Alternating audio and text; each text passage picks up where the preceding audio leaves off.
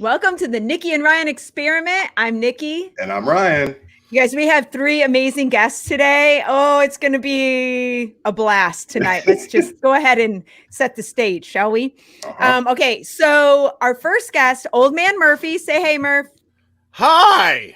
Hi. We got the Ghost.88. What it is. And Paddythepanda. Woohoo! Hey. For him. Welcome, guys. Hey. Thanks for being on.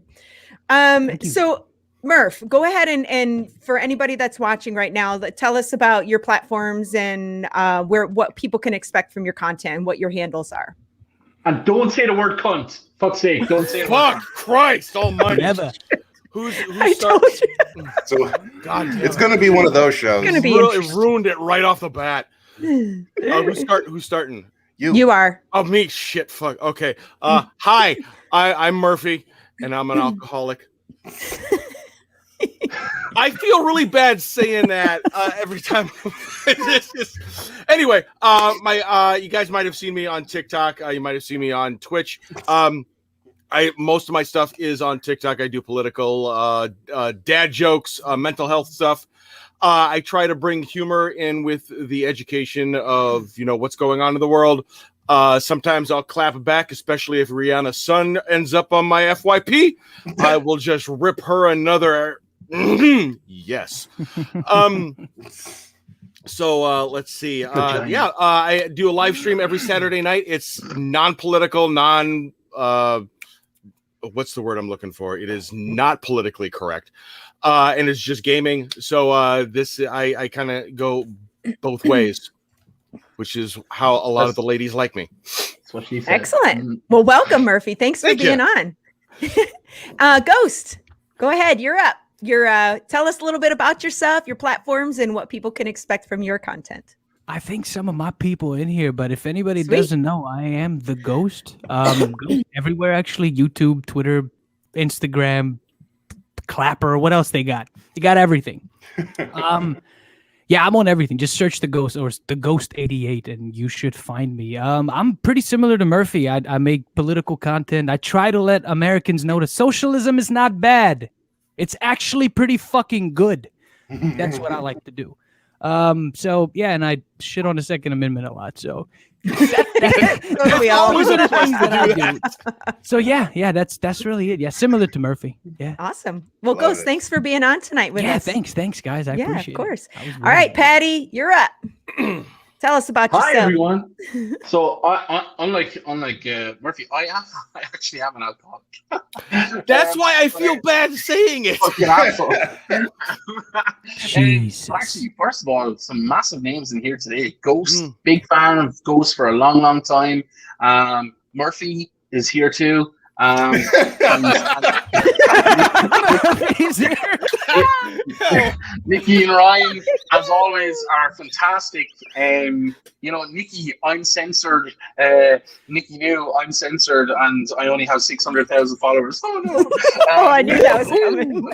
So here's the crack with my accounts. My accounts if you're looking for my accounts, don't bother because it's normally banned at the moment. I've been banned like 4 fucking times in the last 2 weeks. But very similar to Ghost and to Murphy, I do some politics stuff. I do some heroin. No, I do some politics, some comedy, Some heroin. I do some mental health stuff as well, and I like to piss off some people in the process. And obviously, it's working because. I've had to set up my 60-second accounts, and it's going really well. Paddy, you're banned. They banned you permanently again on TikTok? Yeah. No, they tried to again. And, okay. I'm like a bad rash, so it just won't go away. Okay, who's gotten banned permanently? Ryan, you've gotten banned permanently before. Murphy, right? I remember that. And then Paddy. Ghost, you haven't yet. I've been banned temporarily 3 times. Nah, I don't bring those juju in my way, man. I'm He's like, I remember when Ghost was in TikTok jail for a while. So that was 2 months, baby. I did 2 months in the hole, my dudes. You had 2 months in the hole? 2 months in the hole. Dude, I had 2 weeks, or I thought it was 2 weeks. It was more like everyone has had Steve McQueen syndrome. It's weird. Honest to God. Honest to God, goes. I'm lucky if I last 3 minutes in the hole, and you lasted 2 months in the hole. 2 months in the fucking hole. I started doing true crime and shit on another channel. No fucking joke. I was like, I don't I gotta think he's do talking something, about man. the same hole you're Dude, talking about. This seriously, Yeah, it's like, give me that shit, motherfucker. I You're was- gonna take I me was 2 months. talking about I'll that. make another account, bitch. I got a phone number. Let's go. I started losing my shit, man. For real. I'm sorry. I'll continue. Oh. Well, you guys, thanks for being on again. Thank you so much. I'm gonna try and redirect us. Yeah, I did, dude. This is serious. Yeah, this is. Real quick though, before Yeah. I don't think you mentioned it, Paddy.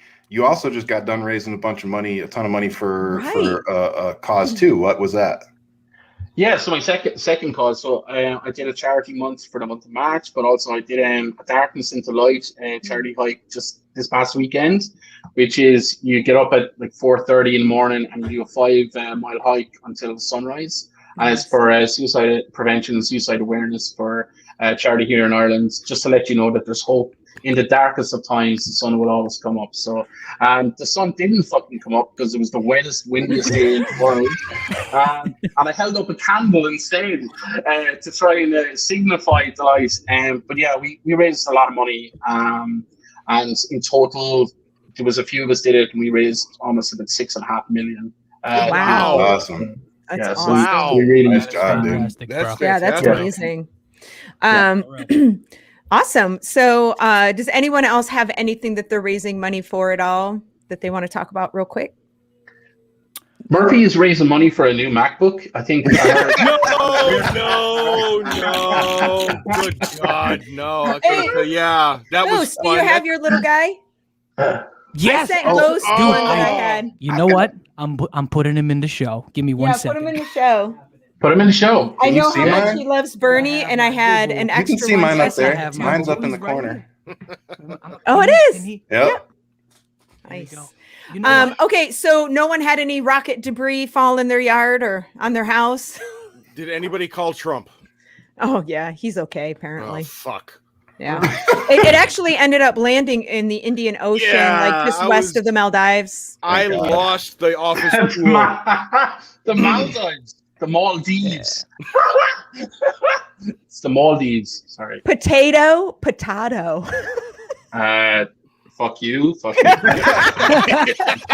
Wow, those both sound the same. Oh yeah, Paddy, did you like it when I was telling everyone what your favorite, the favorite way for you to eat potatoes was the other day? Without the crust. With all the No, guys. marshmallows and sweets on it. Oh, fuck off. Jesus. Yeah, that's- Listen, okay? I'm a purist when it comes to potatoes, okay? They just need to be boiled, a little bit of mash, pinch of salt, a little bit of cream. That's it. Butter, that's it. He's You don't need absolutely marshmallows, right. You don't need brown Yes. sugar. You don't Yes, need baby. a fucking oven from Preach. the 1960s. You don't Preach. need an old woman Yes. who learned how to cook from a Yes, pressure cooker. Europeans are talking, baby. See, this is what I'm talking about. Another European actually liking real potatoes. Thank My you, sir. potatoes are so good potatoes. And Different that's part why- of Europe, but we're still Europeans. Being half Polish, I tend to like my potatoes in my vodka. That's just me. Yes. Fuck it. Well played. Oh my Well gosh. played. Well Very played. good. Very good. Yes, very good. Very good. Okay, so have you guys been following up with some of the current events, like the Biden administration and the Scientific Integrity Task Force? Have you read anything about that and why it was put into place? So this Scientific Integrity Task Force was started because the Trump administration and the people that worked for the Trump administration said that they felt political pressures while trying to do their jobs. Obviously, the coronavirus and also global warming and climate change. So the Biden administration is putting this into effect to protect people and say, look, this is science. We got to listen to these people. Right. Where they were bullied under the Trump administration. It's Crazy. sad. I mean, it's good to know that somebody is actually putting kind of like a buffer around the people we need to be listening to. I think that's a good thing. It's unfortunate that we have to put it around them in the first place because of what the past administration did. I'm glad we're listening to science once again. Right. I'm really happy about that. Yeah. Yep. Yeah. How could But you are not be? you? That's the question. Are you? No. The answer is no. I'm not happy. I'm happy that we're listening to it. But about 30% of Americans are listening to science. 30% don't give a shit. Wow. 10% are on vacation in Mexico, and the other 30% support Donald Trump. So are you guys listening to the science? And the answer really is no. As a whole, no. As a whole, no, we're not, because it's. Well, Americans have head up ass syndrome. But isn't that the point of this? Isn't that the point of this this task force? Yes, to steer us back to and bring get light. us on the same page. Yes, but I do agree. Because Paddy's not wrong. You know, no, I mean, he's not. I totally agree. Right. Yeah. So I just thought it was a good start. Mm-hmm. Yeah, and look, I mean, it's a positive thing. Don't get me wrong; it is a positive thing. Mm-hmm. But you guys need to look at, why do people not trust scientists in the first place? Why do people think that scientists are politicians? I can tell you that in 1 second. Religion, and just a lack of science integrity in schools and education. So religion and education in kids. Correct. And unless you guys plug that hole, it doesn't matter what a 40-year-old who has 40 years of listening that science doesn't exist, climate change isn't real, coronavirus doesn't exist. It doesn't matter. The horse is already bolted. You got to get the horse before the barn door opens. Why am I talking about horses? I don't know. It's like what Trump said when he won a couple of the primaries. Is that I love the poorly educated. Oh, of course he does. That's the main issue here in America is that we have the GOP mantra right now. Oh yeah, we have so many idiots that are running the show because it's, you know, they can fill their pockets. And until that mindset switches where it's more about knowledge than money, we're just going to keep on spinning our wheels until we blow out the engine. Exactly. Why do you guys, well, I mean, let me ask you this. Why do you guys think the GOP, a lot of the people that are in the GOP hadn't liked Trump. They didn't like Trump before he got elected. They didn't really care for him while he was president. Now, all of a sudden, they're all coming together. And what are your thoughts? Why do you think that they are doing that? Well, when a cornered animal is when an animal is trapped in a corner, it's going to retaliate just out of survival instincts. I think that's what's happening right now. The GOP knows that they're circling the drain, so they're just trying anything and everything to get themselves out of this hole. The only reason that they're holding on to Trump is because of all of his support. Yes, that's the only reason. If he had zero support, they would have dumped him like Paris Hilton. It's the only thing they have to unify behind right now. Honestly, the GOP and the RNC have all been about preservation for the last while and trying to keep things as conservative as possible until they become popular again. So you look at Mitch McConnell. You know, he understood that the Trump years were a stopgap and that the GOP would go into remission, as it were, for a few years. So he put thousands of judges in place to try and keep at least the judiciary conservative for as long as was possible. And old man Murphy is right. 75 million people. That's why the GOP is the way they are now. That's why they are forced to accept Donald Trump, because 75 million people is what's necessary for them to win the Senate in 2 years' time. And in US politics, unlike the rest of the world, when a political cycle is only 6 weeks, in US politics, 18 months until the next election is pretty much a short period of time. And that's why Kevin McCarthy and co are already looking to that timeline. Instead of trying to legislate for right now, they've already decided we're going to ignore the next 18 months, and it only matters what happens in November of 2022. The GOP knows what they're doing. Oh, yeah. Those people aren't dumb. They understand that 80% of humans are gullible. They will believe what you tell them, even if they have no fucking clue. They got the knowledge of the world in your hand, man. And you can tell them, I am not here. And they'll be like, well, where are you? Those are the people that we're dealing with. Yep. It's disgusting. Those people are the reason that I had to leave my country. Oh, God. So, I think David Manning here has a good point. His supporters can't admit that they've been played, so they double down on their facts. I think that's only a piece of it, because I really think that the people that follow him blindly are the same evangelical following people that believe that the world is only 6,000 years old and that we used to coexist with dinosaurs. I heard one story that I really agree with that goes along those lines, where the reason there's so many people of evangelical backgrounds, or they're really Bible thumping people, is they've been bullshitted into thinking that God has sent Donald Trump. Exactly. And now Donald Trump has lost the election. Well, that's not possible, because God sent Donald Trump. Who told them this? God is infallible, so he can't be wrong. Paula White. That guy that blew into the camera about getting rid of COVID-19, who looks like he's had 50 facelifts. Oh, the guy that COVID-19. COVID-19. Oh, dude, my wife and I played that shit for like a month. My God. Dude, that shit was fire. But yeah, they are completely under this spell that God has any play into any of this, when it's actually we the people. No, not I the Trump, not I the God. No, it's we the people who make all of this happen. And so your rights are not God-given. They're given to you by a couple pieces of paper written by men. And none of them were ordained, to the best of my knowledge.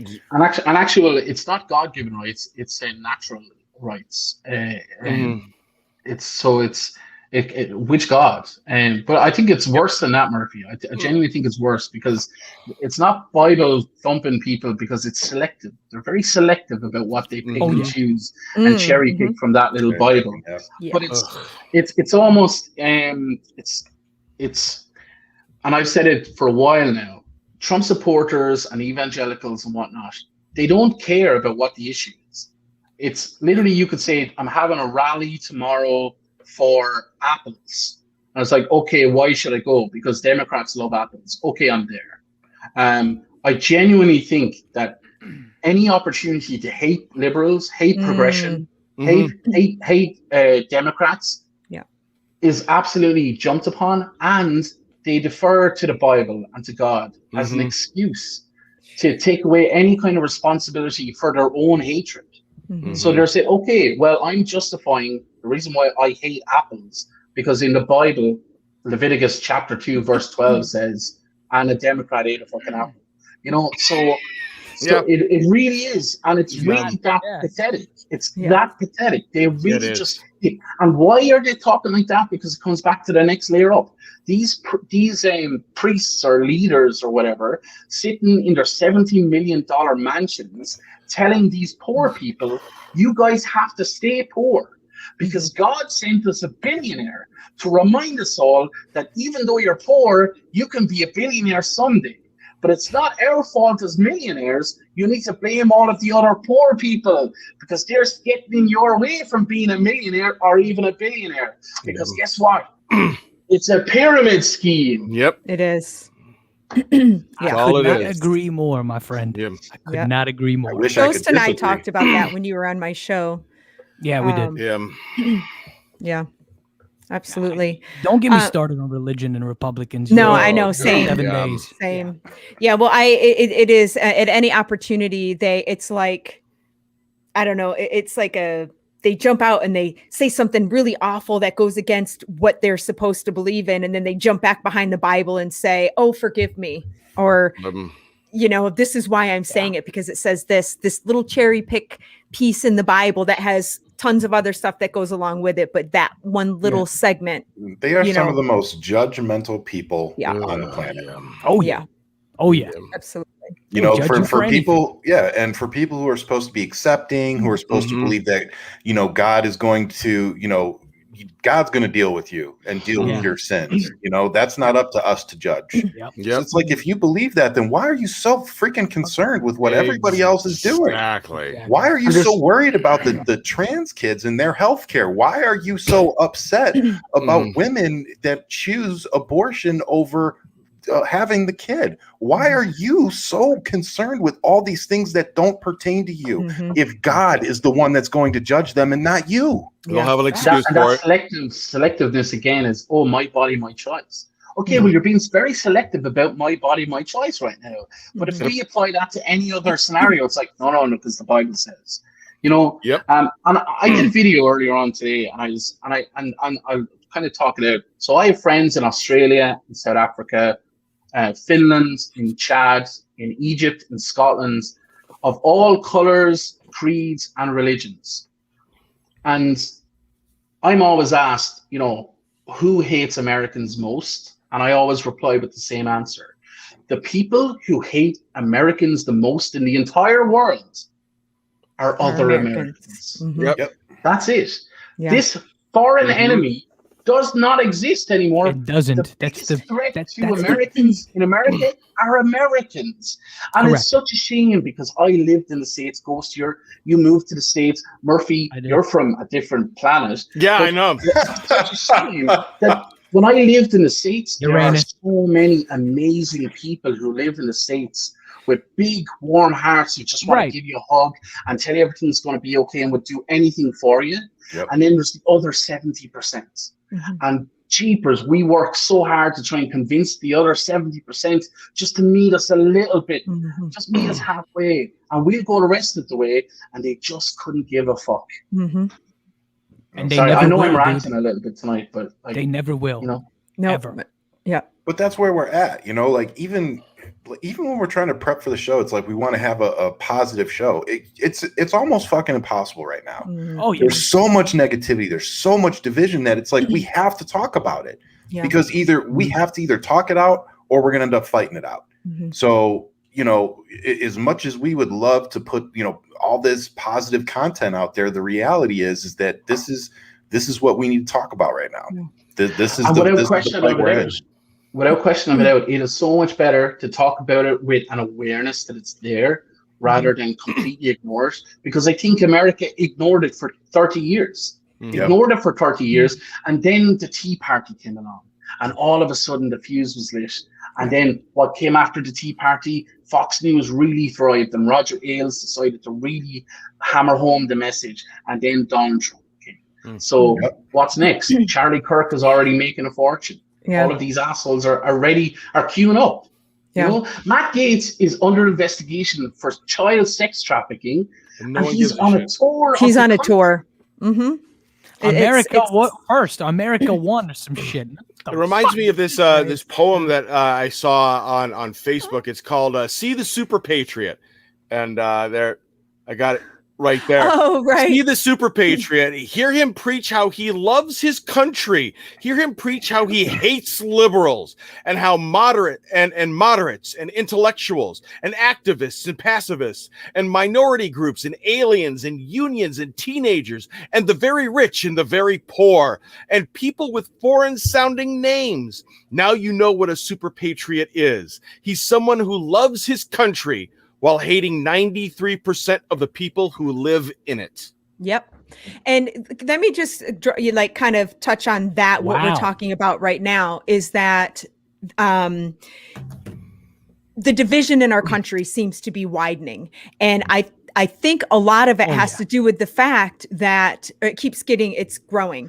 And it has to do with the fact that all of this racism that we're seeing and all of these human right issues, you know, trans kids being, you know, spat on and, you know, just awful things that these Republicans are trying to take away people's human rights.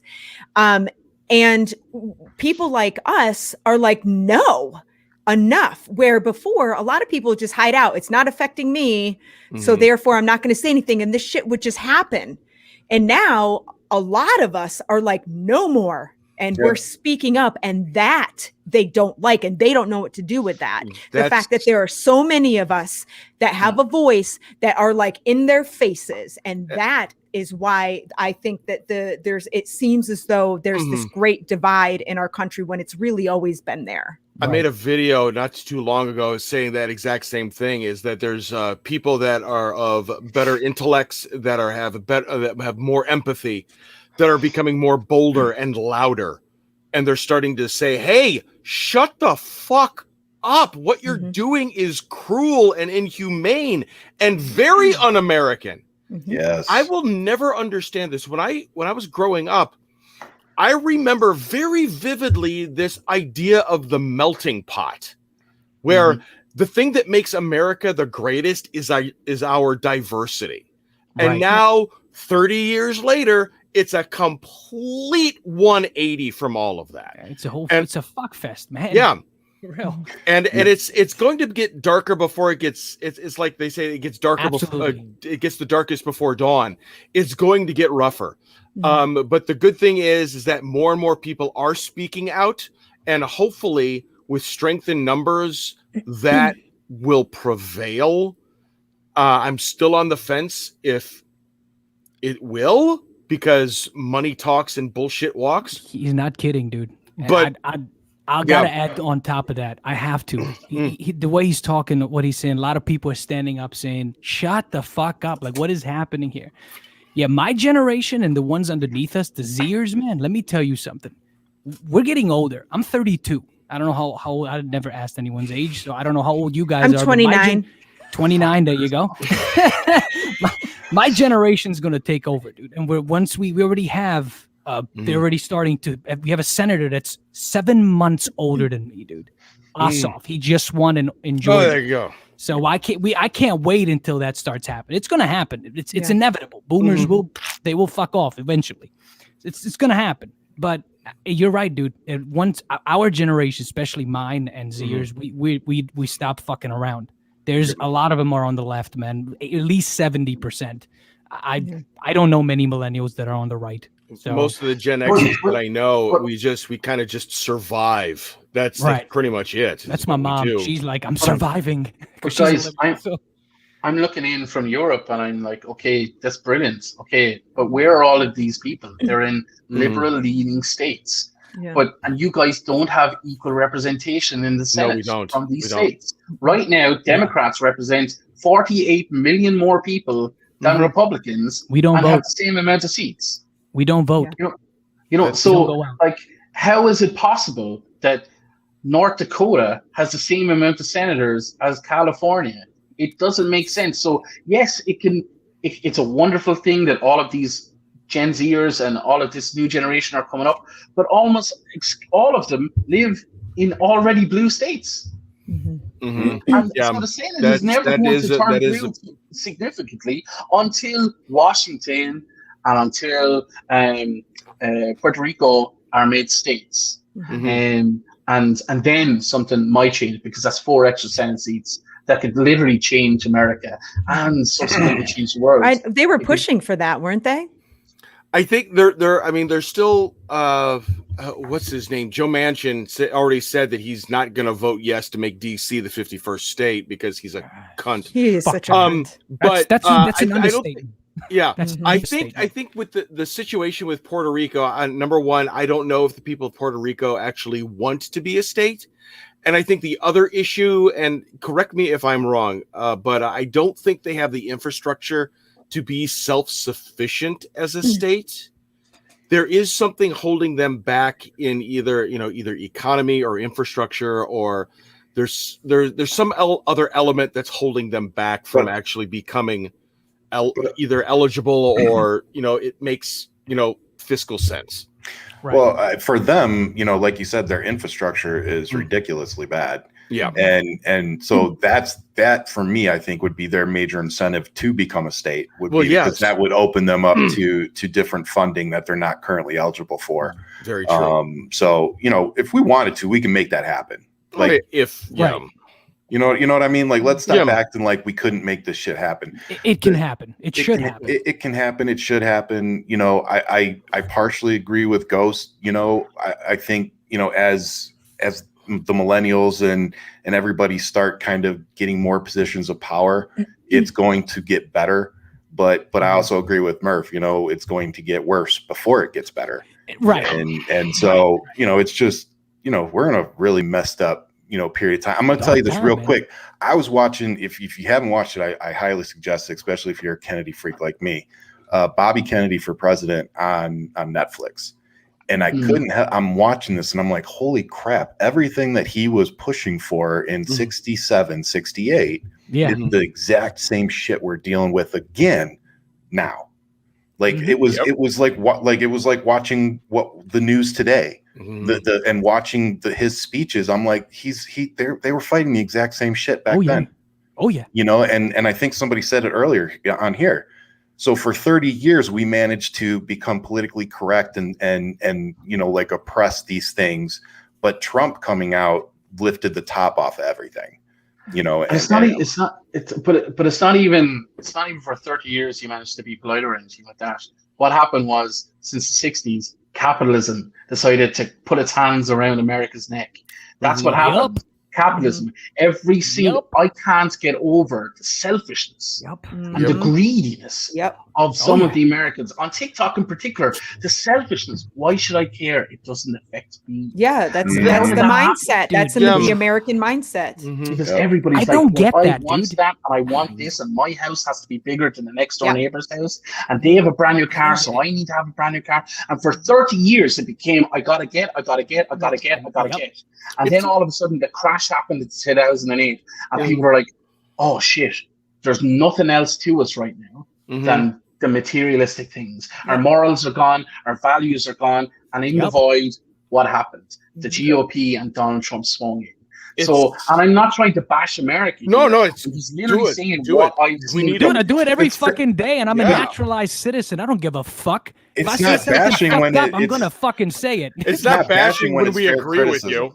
It's fair criticism. It's fair criticism. It's good to see. It's good to hear like a person on the outside looking into the fishbowl, and obviously looking out of the fishbowl, it's very muted and crazy. But looking in, it's pretty clear what you're looking at. And I can tell you, Nikki, there's not a single store or restaurant or shop.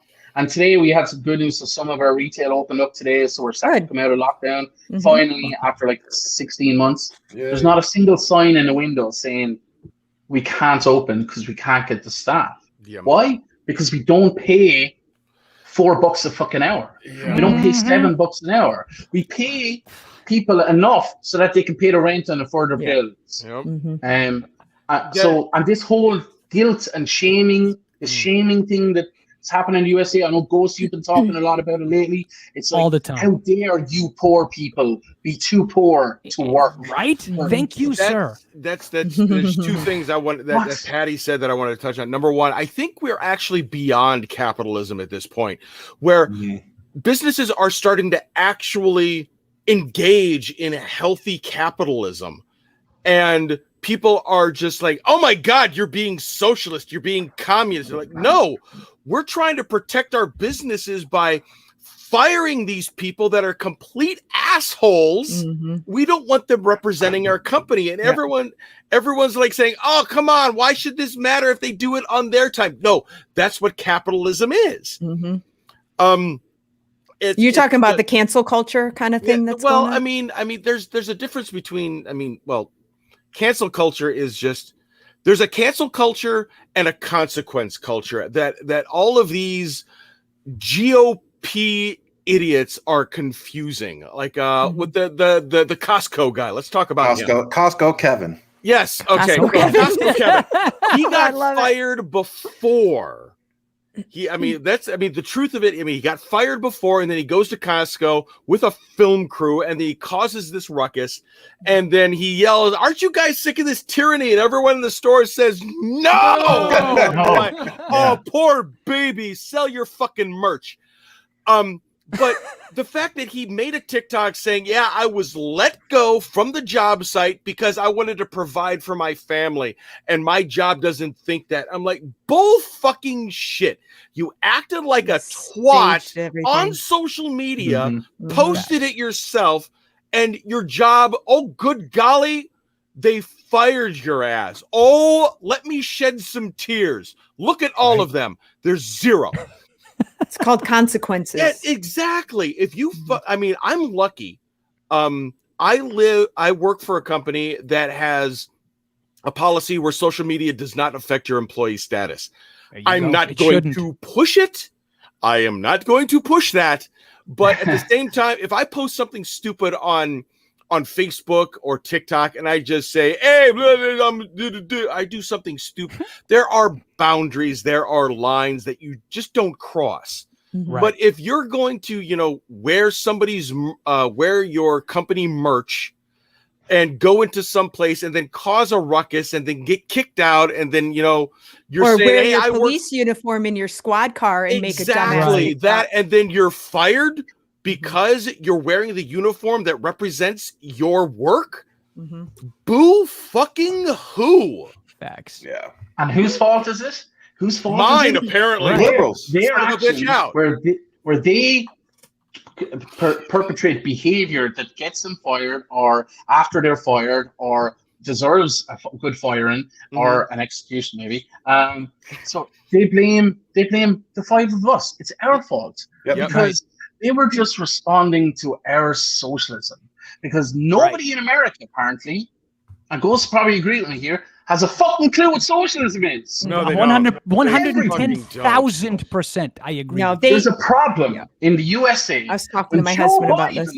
Who in the rest of the world would be considered a centrist, a center-right, by the way. Center-right in the rest of the world is considered radical left. If you're going so far to the right that Joe Biden seems like he's radical left, dude, right? Too far to the fucking right. We've been bullshitted by the system so much that we don't know what the system is anymore. Right. Can I add on top of his socialism? Because he understands absolutely. what socialism is.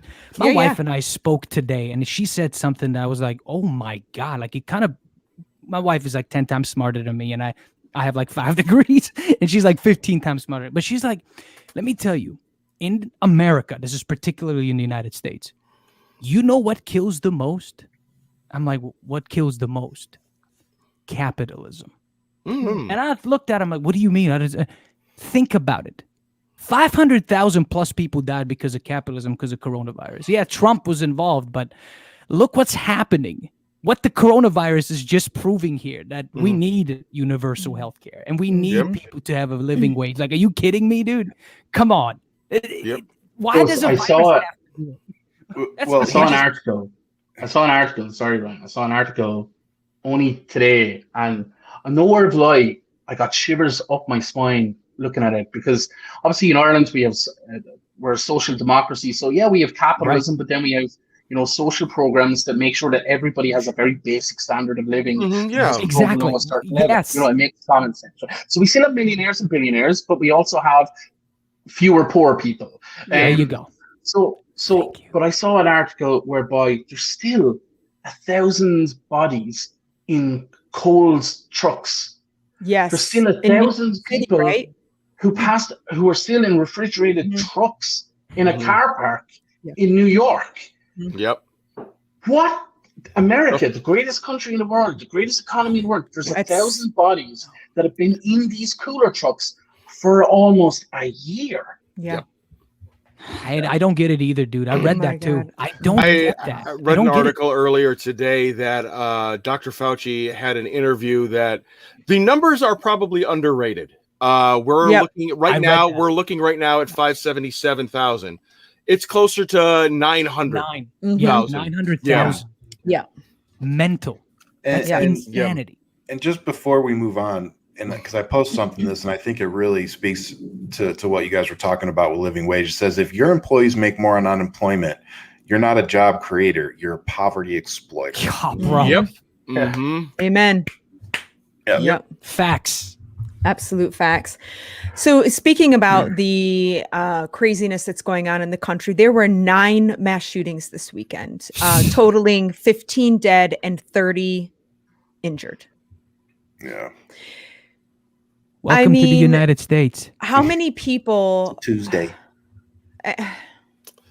That's disgusting to say, dude. Yeah. I'm make sure people know this is terrible to say. Yeah. It's like we're all becoming desensitized. Oh, and Ryan and I were saying on one of our other podcasts that it's like, oh, well, what one is this one? Oh, okay, I forgot that one was yesterday, and then there've been 2 more. And which one are we talking about? Like what? Yep. Well, like you used to be able to say, we all know when you say Columbine. Yep. We all know what I shooting you're remember talking that. about, right? Mm-hmm. Yeah. But now when you say Chicago, which one? You say New York, Right. that shooting in New York, like it's getting to the point where we can't even limit them down to where they happen because they happen so often. It's completely completely insane that I mean I can't keep track of, it's like, oh, there's a shooting. Well, what day? Well, it was the other day. Well, that really fucking narrows it down. Yeah. Right. Mm-hmm. I mean, that shouldn't be the fucking case.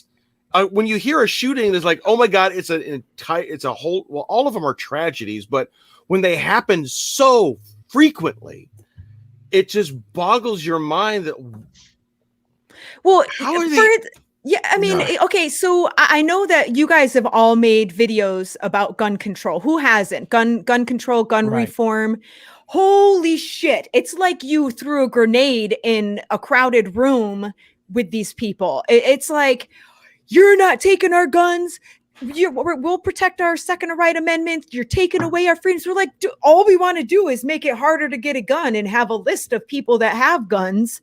I mean, that's it. Like, take away the AR-15 style rifles. It's like their whole world. That's all they freaking care about are these goddamn guns. Mm-hmm. And the thing about the Second Amendment is they're like, oh, God-given rights. I was like, well, okay, first of all, the Second Amendment says right to bear arms in order to form a well-regulated militia to protect oneself against a tyrannical government. So that's a very different sentence than God gave me my guns. But there's 3 reactions in the USA, 3 reactions to gun violence. There's silence. There's a reaction where nobody says anything or does anything. There's our reaction, which is, let's post a video. I know it's tough, and we get absolutely bombarded by the Lauren Boeberts every time. Yep. And then there's the GOP reaction. And last weekend, there was a GOP conference, and I was like, and I made a TikTok about it. I was like, okay, Monday mass shooting, Tuesday, Wednesday, Thursday mass shooting, Thursday mass shooting, Friday, Saturday mass shooting, Sunday GOP. We've got to protect our children from trans athletes running around the track. Nothing is more important in this world than trans athletes right now. These trans girls, and in their minds, it's like The Rock, Dwayne Johnson in a tutu, who's competing against their 4-year-old granddaughter, and it's really quite disturbing. But that's their reaction. So, which side should we as creators and we as left-leaning folks be targeting? We should be ignoring the GOP side, and we should be targeting those people who are completely silent, because they represent 30% of the country, which is the same amount as the trumpets. And if you convince some of those, then you have a vast majority over the trumpets moving forward. We need to stop wasting our breath on the trumpets and the GOPers and go after the people who don't give a fuck, and hopefully give them a reason to give a fuck. That's a good point. Because the numbers match. The numbers are the same. In the last election, 18 million people didn't vote. Yeah. More people didn't vote than voted for Donald Trump. And yet we're only concerned about the Trump-loving assholes. And we're not concerned about Mary, who just, it was raining, so I just didn't bother. Yeah. And I think too, we need to really redefine tyranny in this country. Like if you think tyranny is putting on a mask, but you don't think that telling a black person where they can maybe drink water, use the restroom, eat, you don't think those things are tyranny. Those are human rights. That fits under the whole tyranny but you think label. You think being asked to put on a mask in public is tyranny. So what scares me is that when you talk about the Constitution and Second Amendment right, and these people defending themselves against a tyrannical government, is that some of these people's definition of tyranny scares the shit out of me because some of them think if they stub their toe the fucking wrong way, that they can go arm up and let's go get this done. Like somebody farted in my general direction. That's tyranny. Yeah. The closest thing to tyranny we've been with the government, it was under the Trump administration. Oh yeah, I think so. 100%. It's like, do you like, okay, so for the people that have made the gun videos, did they spew the same rhetoric? Everyone, every time about rising up against a tyrannical government. We have the right to assemble to rise up against a tyrannical government. And what was the other thing? To protect our country from, or like the military, to protect from domestic or foreign and domestic terrorism or whatever. It's the same shit. They leave out the domestic terrorism, oddly enough. They always leave out the domestic terrorism. Not on my stuff. They say foreign and domestic because they think we're the domestic terrorists for taking their freedoms away. Tyranny, even the founding fathers, their idea of what tyranny was doesn't compute to today. Like their version of tyranny was King George was tyrannical because he was trying to get the settlers to pay for his wars, and that like was Mexico to pay for the wall of a tyrannical monarch. That's not really tyranny.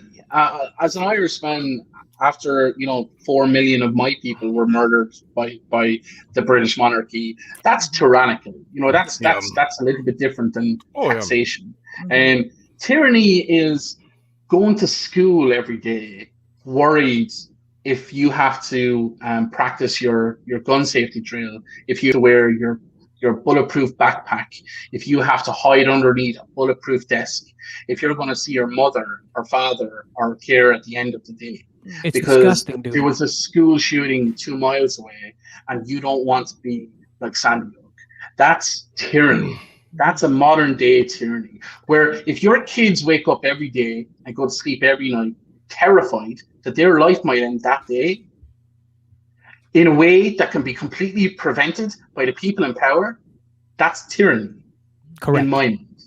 I don't get it either, dude. I have nightmares every single night, which is why I only go to bed at 2 a.m. because I'm just so exhausted I just fall asleep.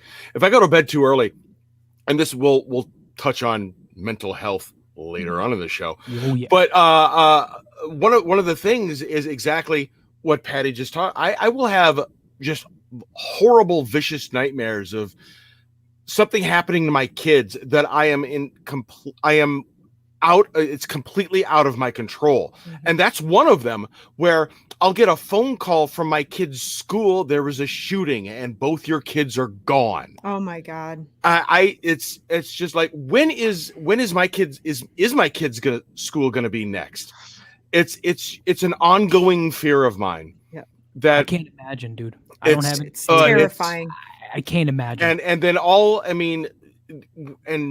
we have a Democratic governor who's trying to do as best as he can, but our legislature is dumbass Republicans, and all they're considering is these trans athletes and these plant-based beers. Plant-based beers. And it's just what the fuck are you guys on? And can I have some? Because I would like to be this disconnected with reality. That's the only thing Americans do, and I'm a naturalized citizen, but when I started really studying up, because I have a political science and history degree in your history here. So when I started studying up and studying all the amendments, the second one always stood out to me. Even when I was a child, I'm like, why the fuck do they need this? Is this necessary? Like, this is it. This is what you need. I never got it. I studied the history. I understand why it was necessary then. I get it. But I get so excited when Murphy starts making videos about people with the Second Amendment, and I'm like, holy shit, dude.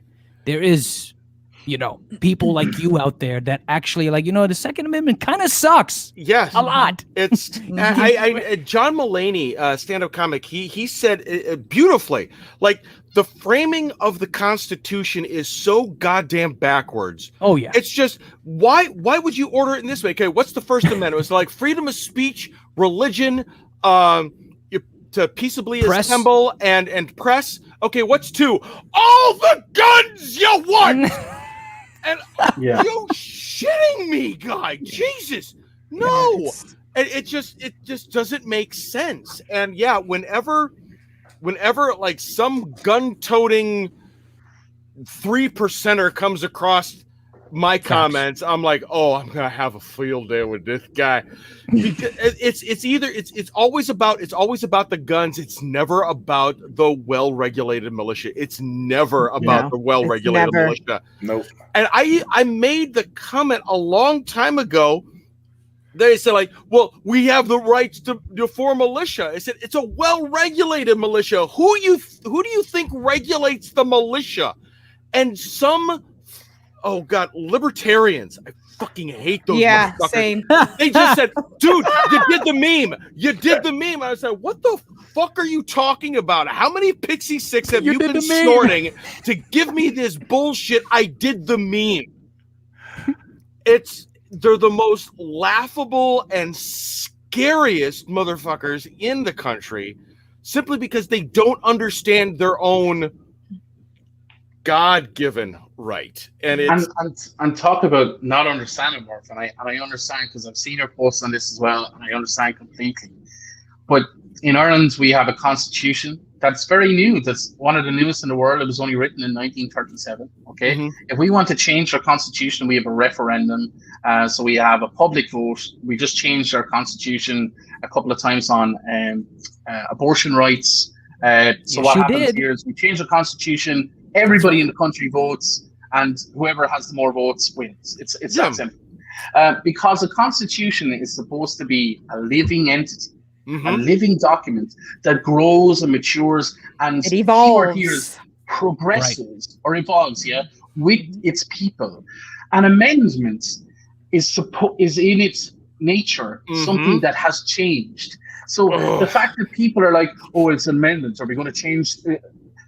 No, yes, of course we can change amendments, and they become separate amendments in a progressive, evolving way. We're not going to take away women's rights because, you can change an amendment. We progressively change the Constitution in an ongoing way. And unfortunately, unlike the rest of the democratic world, where you can decide, okay, we're going to ask you, the people, should we change the Constitution at the end of next year? In the USA, it's okay, you can change the Constitution. However, we're going to need you to do A, B, C, D, E, F, and E, and G, and typically it takes about 108 years to complete that process. Have a good one. What the fuck is wrong? Yeah, I mean, I can understand our process because, number one, the same thing with whenever you bring up amendments. Oh my fucking Christ. It's an amendment. The definition of what it is says that it's a change. It can't be changed. That's what I don't get. And there's a no, this shall not be infringed. It shall not be infringed. And I was just like, oh my God, calm down. You're giving me an aneurysm. Exactly. But the folks that do get it, and this is just like, dude, you're narking on yourselves when you do this.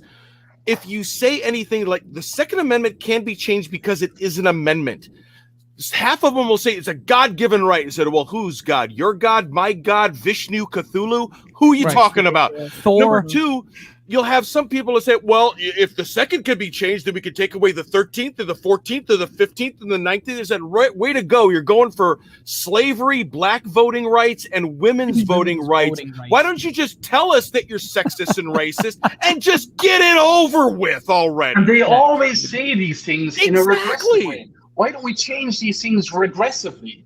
Whereas we're talking about changing things progressively in a positive way, and they immediately go, okay, well, where can I buy my slaves? When can my woman get back in the kitchen? And you're like, dude, we're just past that back into time. your We've grandma's been past basement. that shit. It's We've these been kinds of past it. people that I wish to God I was Jay or Silent Bob at the end of Jay and Silent Bob's Strike Back.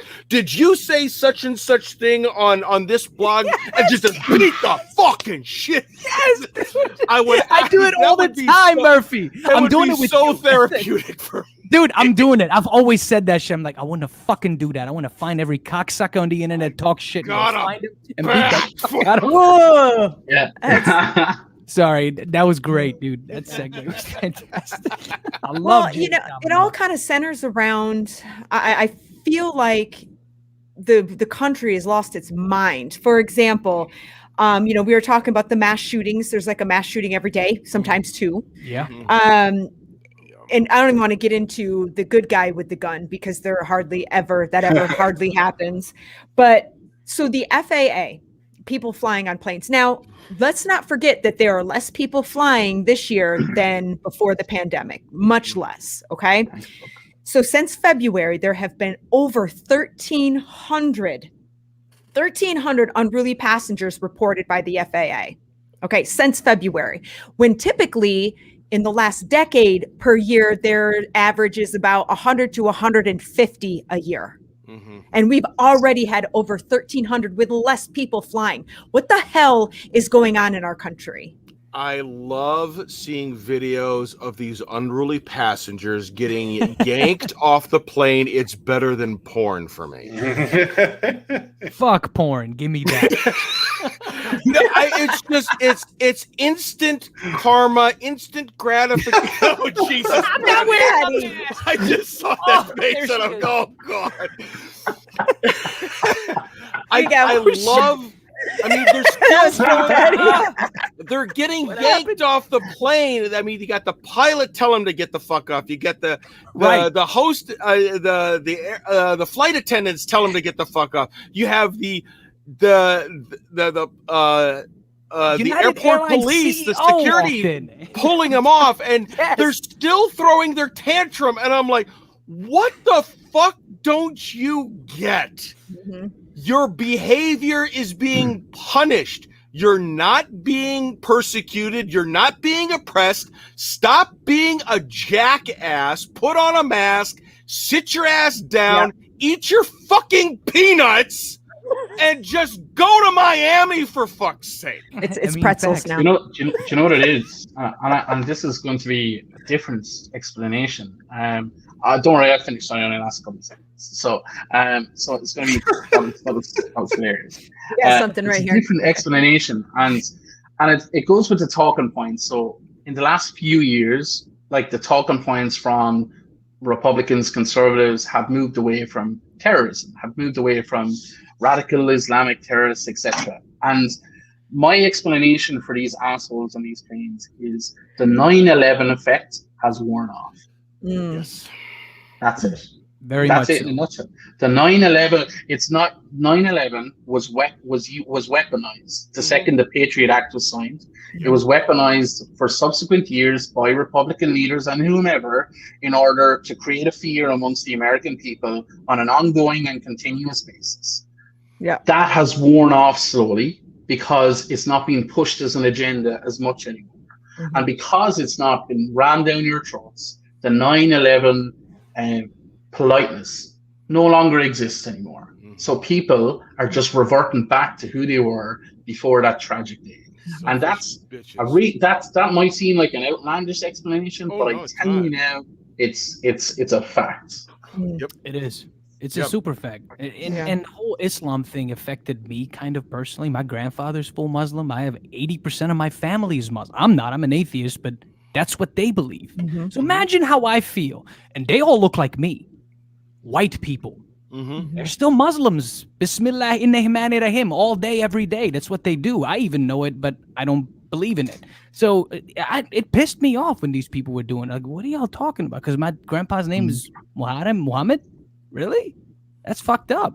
I've seen it. I even saw the change. When we went to doctor's offices, they're looking at him like, what the fuck is this dude doing here? Mm-hmm. Yeah, it was systemic racism is alive in this country. It's alive and well. Oh, yeah. Yeah, it's that. And I think the mental health crisis in this country is pretty staggering. Oh boy.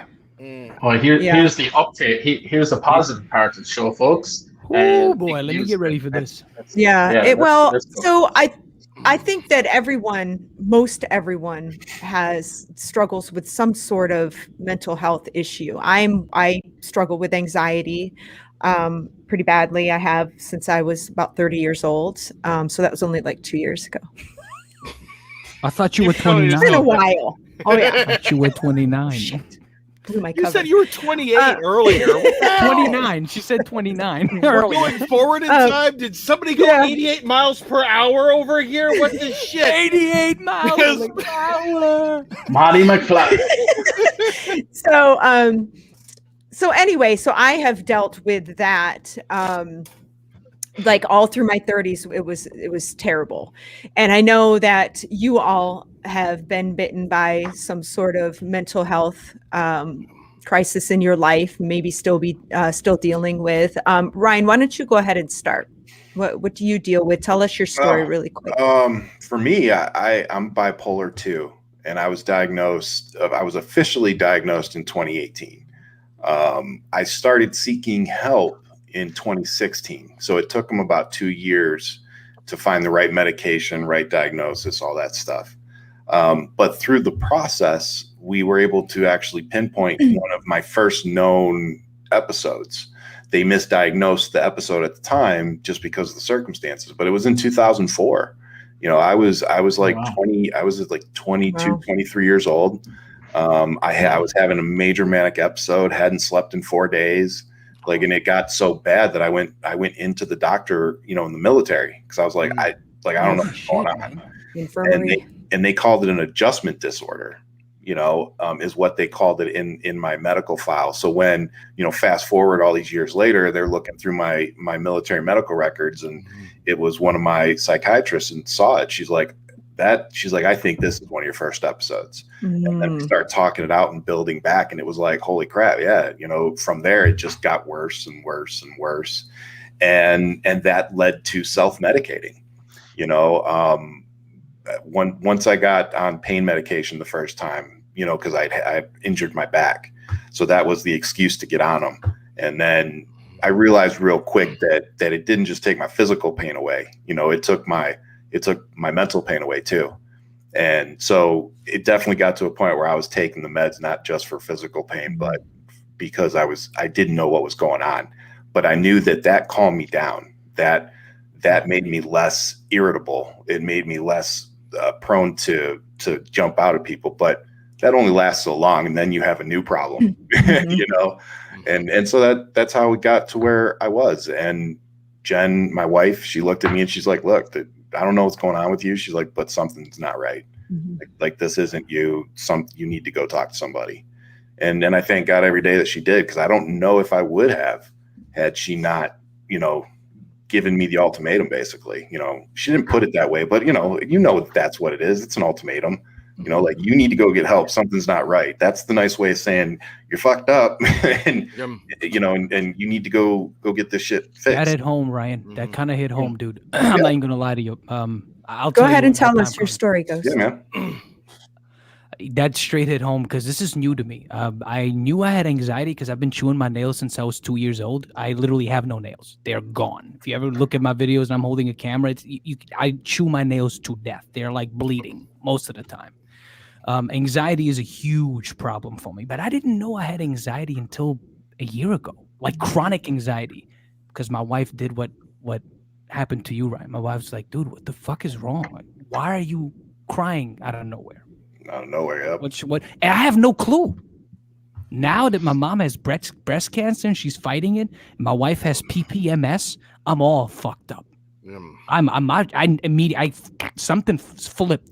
Something flipped in my head the last year, and this pandemic didn't help, dude. It did not help at all. It actually made it worse. It made it much worse. I haven't sought help.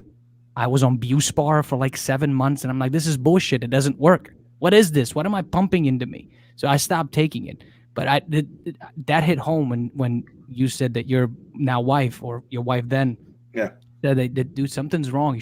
My wife kind of saved me twice. Once with Crohn's and the other time with this, where I didn't realize it. I didn't know it affected me that would do. I was starting graying. I'm like, what the gray hair, bro? 32? What the fuck?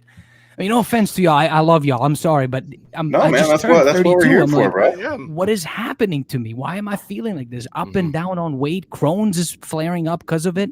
Yep. My Crohn's flares up every time I have a panic attack or an anxiety attack. And my job doesn't get it. I tell them I got to go home. I can't even think straight. Nah, sorry. Office got to stay open. Yeah. So I get it, dude. That one hit really home because I'm like, fuck, that happened to me. Like, and I love my wife for it. Thank you. I appreciate that. It helped. And it's a tough pill to swallow at first. You know what I mean? Like, it's a tough pill to swallow at first. But now looking back at it, it's like, I literally told Jen the other day, we were talking and I said something like I thanked her for pushing me. And she's like, you would have, she was like, oh, you would have figured it out. You would have gone and gotten help. And I'm like, no, I don't think you get it. Like, no, I wouldn't have. Right. Like, that wasn't the way I'm built. That isn't the way my mind worked. It wasn't where my mind was at the time. Like, I can tell you, like, I literally looked there. I was like, you saved my life. Like, I know you don't get that. I said the same shit, dude. But you saved my life. Not even joke. No joke. Yeah. Said the same shit to her. Yep. Through tears.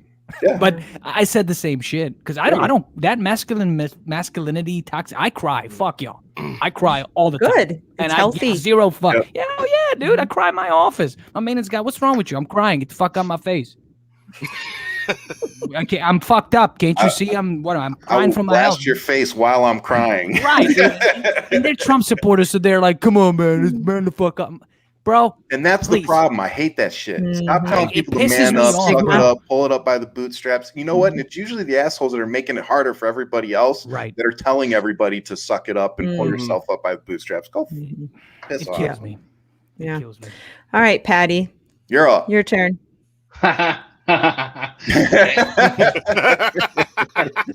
Cheers, brother. You got this. So I mean, first of all, I think it's fantastic that Murphy hasn't talked yet, but I've heard enough from Murphy over the last year. It's amazing that the five of us are advocates for positive mental health, that we're vulnerable enough to share, we're sharing our stories with tens of thousands, millions actually collectively. We probably have 2 million people. I think that's fantastic, and that's the way forward. The more we normalize this, the better it is for society as a whole. Yes. But in order to normalize it, we have to recognize that it's an issue. And just like the Ghost was talking about there, most of us have some form of anxiety, regardless of how we cope with it. Yeah. It's always there. But we have coping mechanisms, like Nikki, you've had coping mechanisms, yep. Ryan, the Ghost, even biting your nails is a coping mechanism. Yeah. And once one of those stops working, you have to move on to the next one. And at some point, your other halves were coping mechanisms as well, because they helped you get through the day. Because my coping mechanism started when I was 12. I had my first beers when I was 12 years of age, and I didn't know why I was trying to cope at that time. It was only later when I looked that I had the most horrific childhood you could ever imagine. And when I was 12, my first coping mechanism started, and that was using alcohol to numb the pain that was happening in my day-to-day life. And unfortunately, I never understood why or how or what that was all about until I hit my 30s. But I was drinking alcoholically from the age of 22 easily, and I knew at that point that I was an alcoholic. And why was an alcoholic? Alcoholism and drinking and taking pills and everything is a symptom. Mm-hmm. People think it's the disease, but it's really just a symptom of something else that's happening.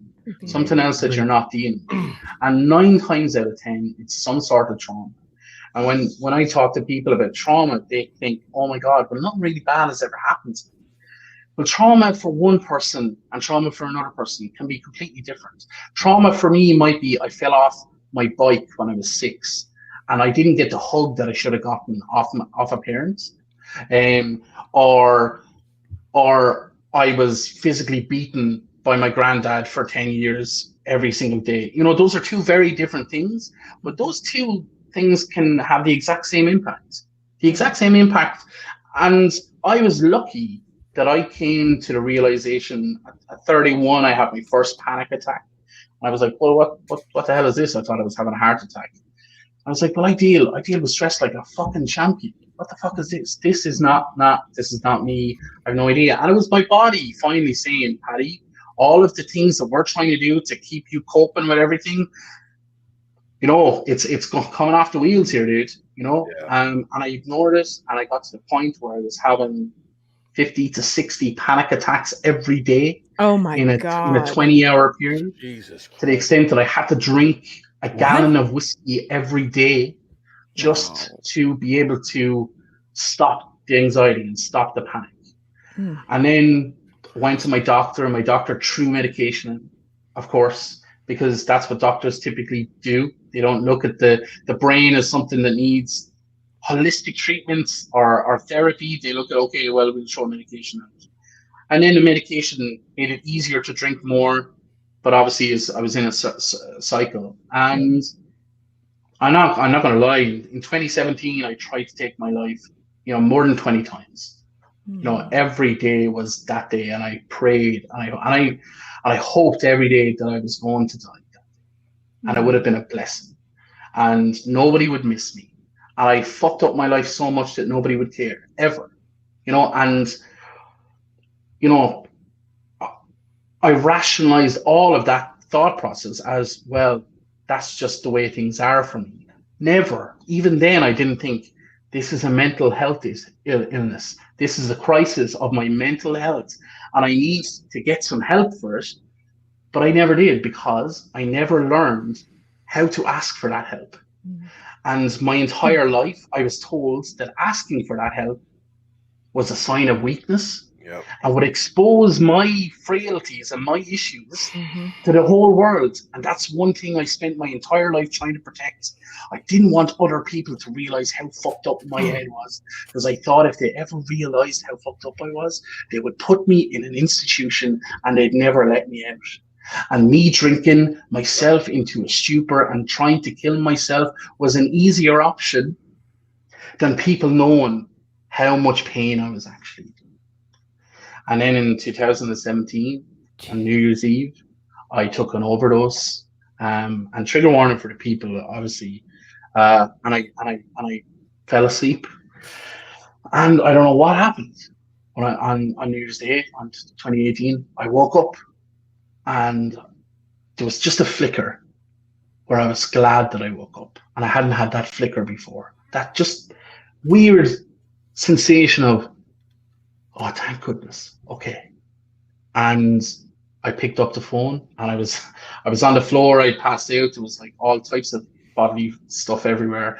And I called an ambulance, and I called Alcoholics Anonymous, and I said, I'm in the hospital. You need to help me. And 2 days later, I was in treatment. And I remember, and I know I'm going on here, but I don't care. No, it's fine. So I remember going into treatment. I was in treatment 2 days later in rehab. And I didn't tell anybody I was going in, because I didn't think anybody cared anyway. But I remember walking down that corridor. I felt like I was walking down it for an hour. I was so afraid. The DTs, the withdrawals had already started to kick in. I was so afraid.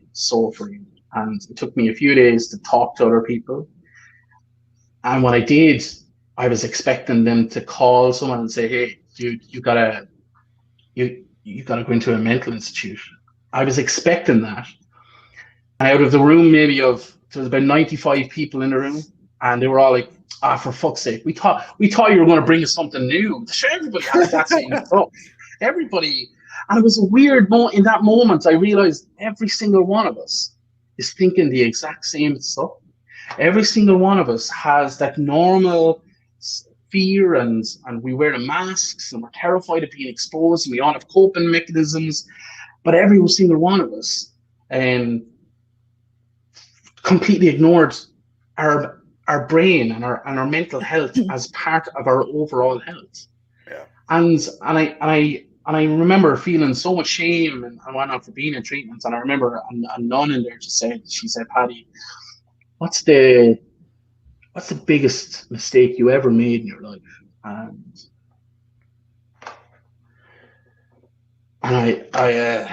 I thought of maybe 1,000 things, like straight off the bat, 1,000 shitty things that I'd done when I was drinking, etc. And she just told me to shush, and she said, the biggest mistake you ever made in your life was you forgot you were a good person. And I swear, from that moment on, I remind myself every day that I'm a good person, that I deserve to be here, and I try every day to help as many people as I can to make sure that they don't go down the road that I went on, and to normalize things as much as possible. So I talk very openly and honestly about my addiction, my mental health, my struggles with just staying alive. I do a lot of charity work for it because I think it's so important, and I don't think enough of us do. And I come on shows like this with 4 other amazing people, and I talk about this stuff in an open and honest way, because Jesus, we're all the same. And I go to schools and I talk to kids and I say, look to the person to your left and look to the person to your right. The 3 of you are thinking the exact same stuff. I hope all I want you to do is talk to each other about it. And if you do that, it'll cure the world. I'm telling you, it will change the world. Yeah, okay, I'll leave it there.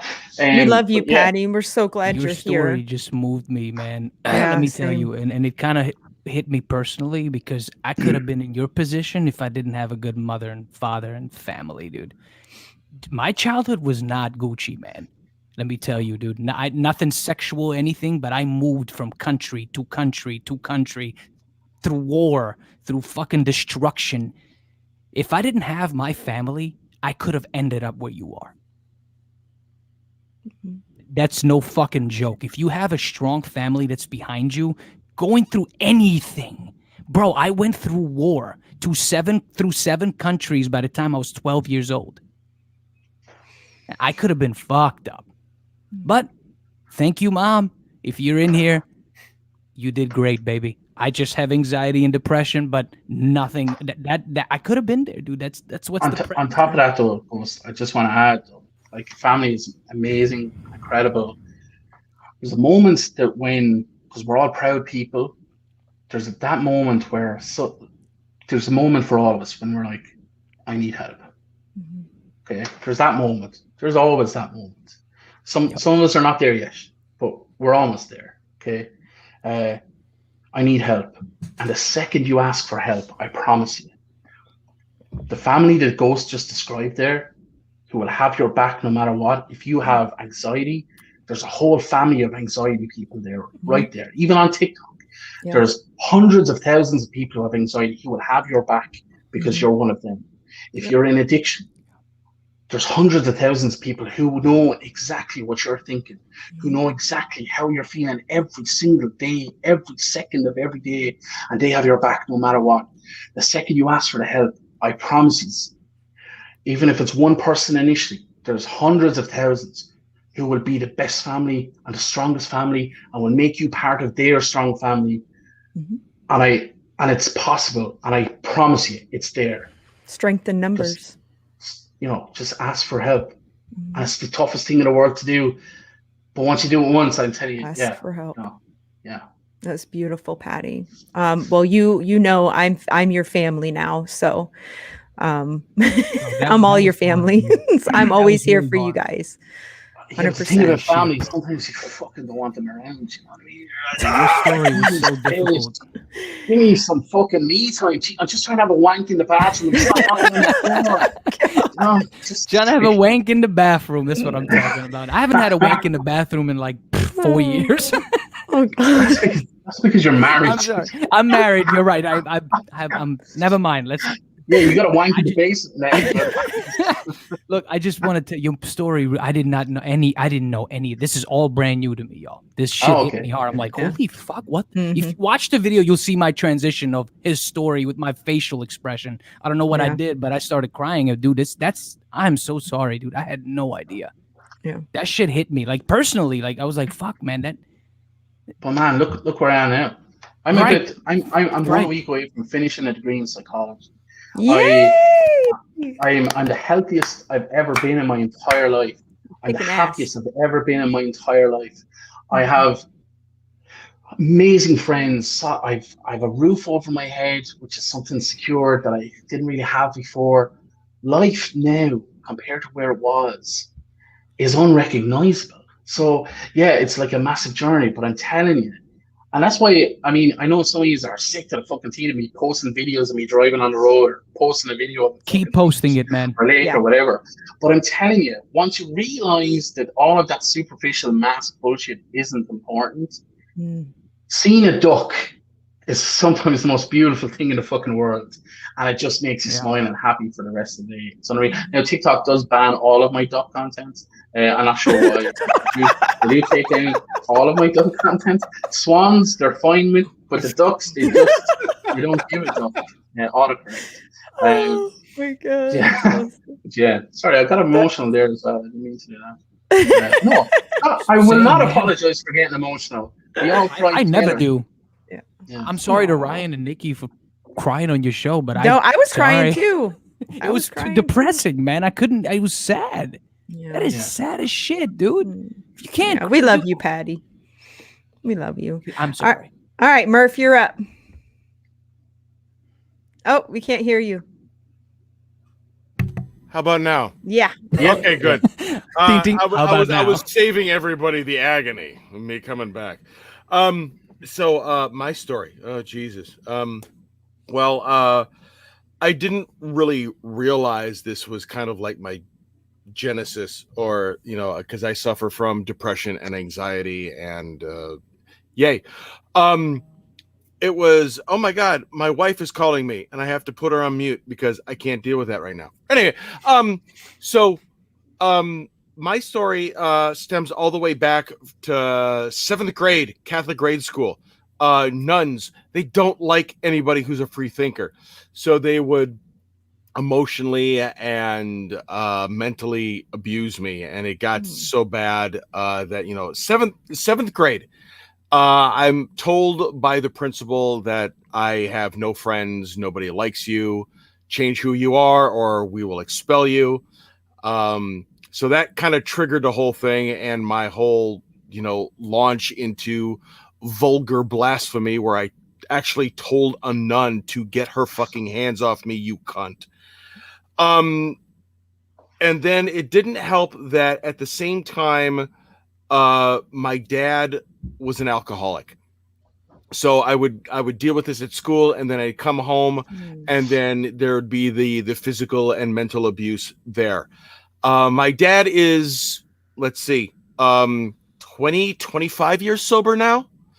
And I can tell by the way he treats my kids that he is eternally penitent because he's in a sense of realization that, he kind of fucked me up royally, and he tries to make it up by having a much closer relationship with my kids than my brother's kids, which I don't feel that's fair, but they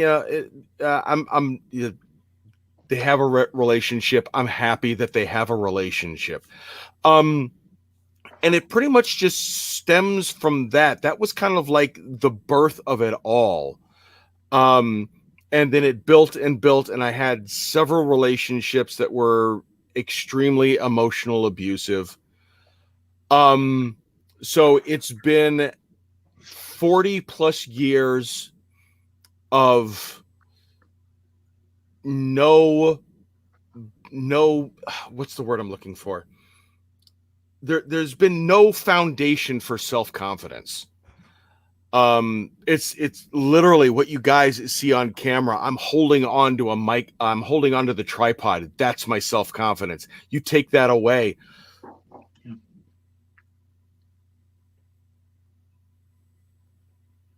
I got nothing. Yep.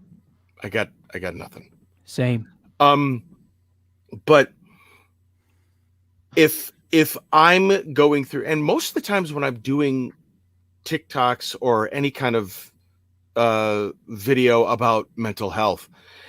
I've gone through something that either I'm going through it at the moment, or I've gone through it and it just popped into my head. Remember when you had that really rough time? You should talk about that, because possibly, more than likely, somebody else has gone through that. And I know the depression is the biggest liar you will ever encounter in your entire life, because it will convince you that you are absolutely 100% worthless. Anxiety keeps you up at night, where depression just wants to keep you to sleep forever.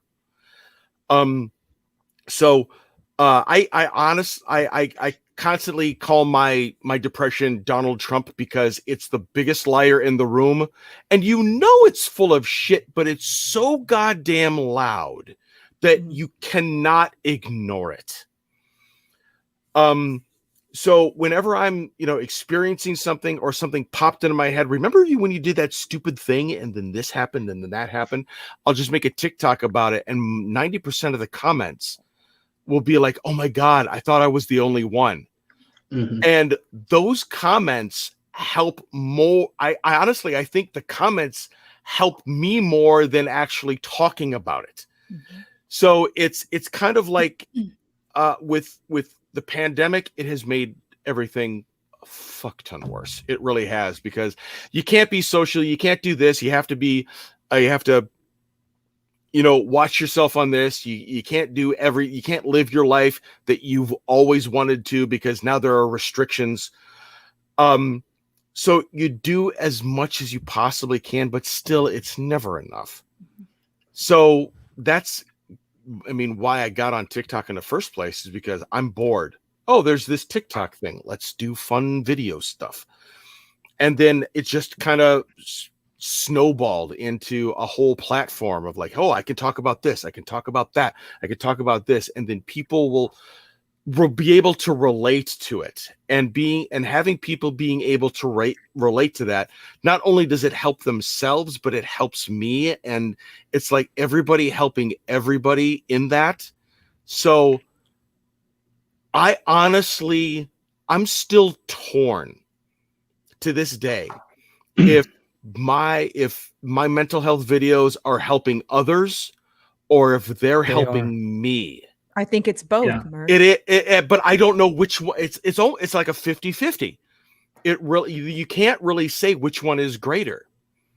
So it's supposed to be 50-50, but it's supposed to be. It's by far. I've been on YouTube, and that was extremely toxic, because people wanted to become TikTok famous, and they wanted to become YouTube famous. And when that didn't happen overnight, like one of my friends, he was doing very well in the little online community that we were doing. And then one day, one of his videos was picked up by a very popular magazine, and his popularity just skyrocketed. He went from a couple thousand to a couple 100,000, close to 1 million overnight. Wow. And he attributes all of his success to just dumb luck. Well, there's a whole mess of kids that were in that community that just don't understand what luck really is. So they put out their content. It wasn't picked up automatically. They became bitter and jaded, and what kids do, they lash out. And they started not blaming themselves or just blaming the system, but they started blaming others that had absolutely nothing to do with any of that. And I was caught up in all of that, but it just got extremely toxic. And then I left that community. My friend is still in there, because he's still very, very popular in this online community. But yet it's just night and day between YouTube and TikTok. Yes, we are all very familiar with all the bullshit that we deal with, and a lot of other creators deal with on a daily basis, with having their videos suppressed or being banned, or being in TikTok jail, or any of this bullshit. But the people is honestly what keeps me coming back day after day and keeps me making more videos, because I have yet to get a video that's just 100% negative bullshit. I mean, I have gotten my fair share of like, oh my God, you shouldn't have posted this. But other people in the same video that said, I can kind of understand where you're coming from. I've been called out, but in a very respectful way. I make an apology video, this, that, the other thing. I keep on moving on, keep on keeping on. But overall, this has been a very positive experience because I haven't been doxxed by anybody in TikTok yet.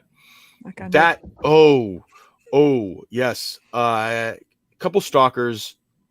One of them found out where I work and sent tried to charge me $100 in pizza to the office that I work at. And I'm like, who the fuck does that? What are you in second grade?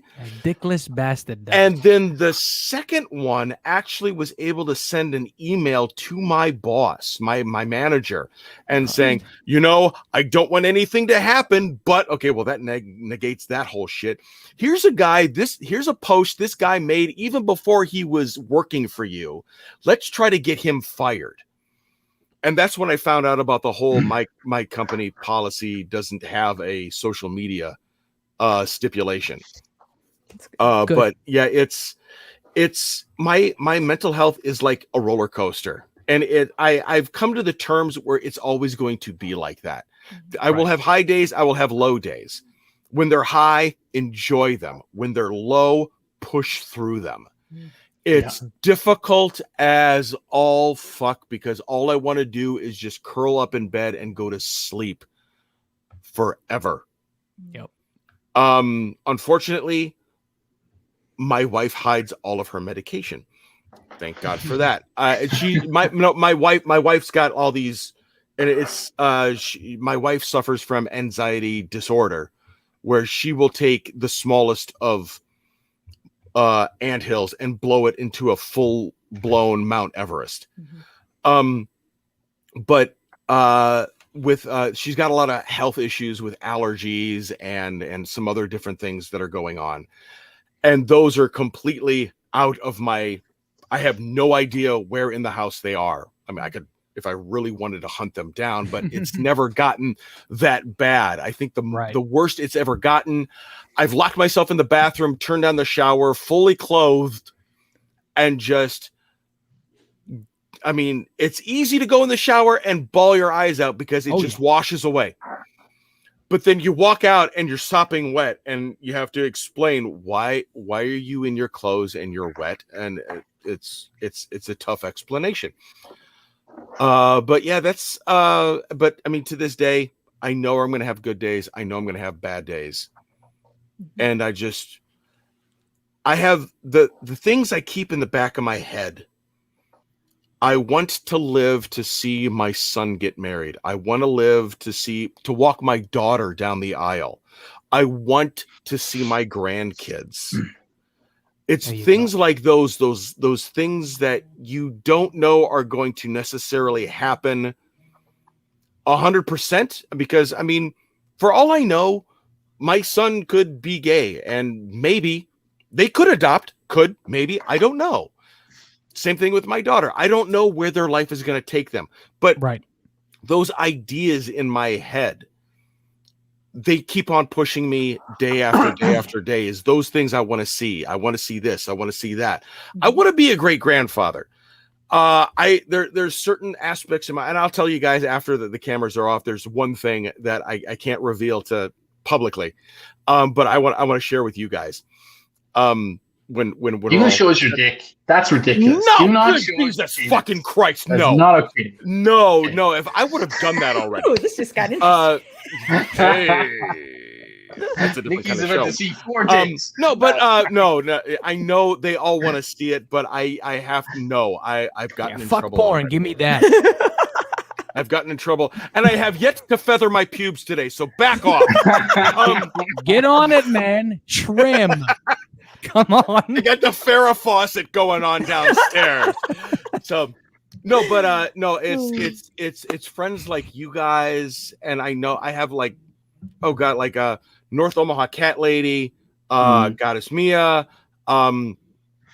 Jay Decon. I'm sad to see that my dude's going to be leaving the platform. He was a great guy. There's a slew of other content creators, and we're just trying to, get the message out, do the right thing, be people, be role models, and all of that. It's just because I'm like an emotional sponge. I just soak up all that positivity, and it pushes me day through day. So it's not only with, great family, but it's also great friends, local, domestic and foreign. It keeps me going day after day. So you guys are more help than you guys know. So thank you. We love you, Murphy. That's awesome. Thank you for sharing your story. Can I just so there's a couple of things, Murph, that always, every time you talk, it always rings true for me a little bit. But so you were talking about the other platforms, and TikTok is a bit like this at times as well, and we always have these issues. But I feel like what I'm about to say is not said enough. Okay, so toxic people are like an addiction or an unhealthy coping mechanism, and you will often find with people with depression or anxiety or any kind of mental health issue, often are drawn to the drama that's happening, and they get involved and they try to be pro or against something or whatnot. That toxicity needs to go from your life, and when you walk away from that toxic people and that toxic situation, your life, whilst immediately it might not seem it, but it will get immediately better. If you have somebody in your life who is extremely toxic and you think, okay, well, I don't want to lose them because I've been friends with them for 40 years. You don't owe anybody a miserable existence. Yeah. You don't owe anybody a miserable existence. The second you walk away from that, your life becomes immeasurably better immediately. And always trust yourself to be far stronger than you even think is possible. The second thing is, and I've talked to you about this, Ryan, on your podcast, where we kind of got pretty heavy in that, and all of our heads are like, it's like the boardroom of a company. Some of us have 4 board members, others have 25 board members, but you've got anxiety in the corner, and anger is over there, and depression is here, self-doubt is there, ego is here, your mom is here because she's but we have to remember it's our company, and we have the power of veto over all of that. So yes, anger is screaming and won't shut up in the corner, but his vote is not as strong as your vote. We all have the power of veto over all of that. So it is absolutely manageable, but we have to give ourselves the right tools to manage that. And we have to give ourselves a fighting chance. And Nikki, in the pre-document you sent over, you were talking about some coping skills and mechanisms and stuff that we got to use. Like, we all have this lifelong scenario of mental health issues. And if we ignore it, and if we don't try and help ourselves, then we're not giving ourselves a fighting chance at all. So, exercise, talking to someone, meditation, writing shit down. It doesn't matter how stupid it is. Write stuff down, but don't keep it. When you write it down, don't keep it and reread it, because then you're just reliving the shit that you put down. Rip it up, burn it, get rid of it, and then the next time you write it down, it's a diluted version of that original story. So every time you're dealing with it, it's getting a little bit better, because every time we remember something, we're only remembering the last time we remembered. We're not actually remembering the first thing. Other things that help, sometimes with depression, folks, a chemical problem. It's an imbalance in the brain, needs a chemical solution. So sometimes you have to get some medication for it. We need to stop being afraid to say, okay, I need some tablets for 6 months. Okay, we need to stop being afraid of that. Okay. But at the same time, we need to go, well, I don't need 10 medications because I have all of these other tools available to us. You know what I mean? Eating healthy, giving up the potatoes. I've done that. It's horrific. I don't recommend it, actually. Sugar is a trigger for me. Sugar can be a trigger for me. You know, and when I give up booze, I put on loads of weight because you immediately start drinking Coca-Cola and you're like guzzling, you know, geez, that looks very weird. You're like guzzling stuff and you're, you know, putting on weight and it's really unhealthy. But, you know, but the biggest coping mechanism and the healthy coping mechanism is find someone you trust and tell them what's going on in your head and trust that they know you well enough to not say that you're crazy and that you can't talk to them anymore. Yeah. Paddy, you hit it. Well, I'd like That's the to biggest thing. add to all this.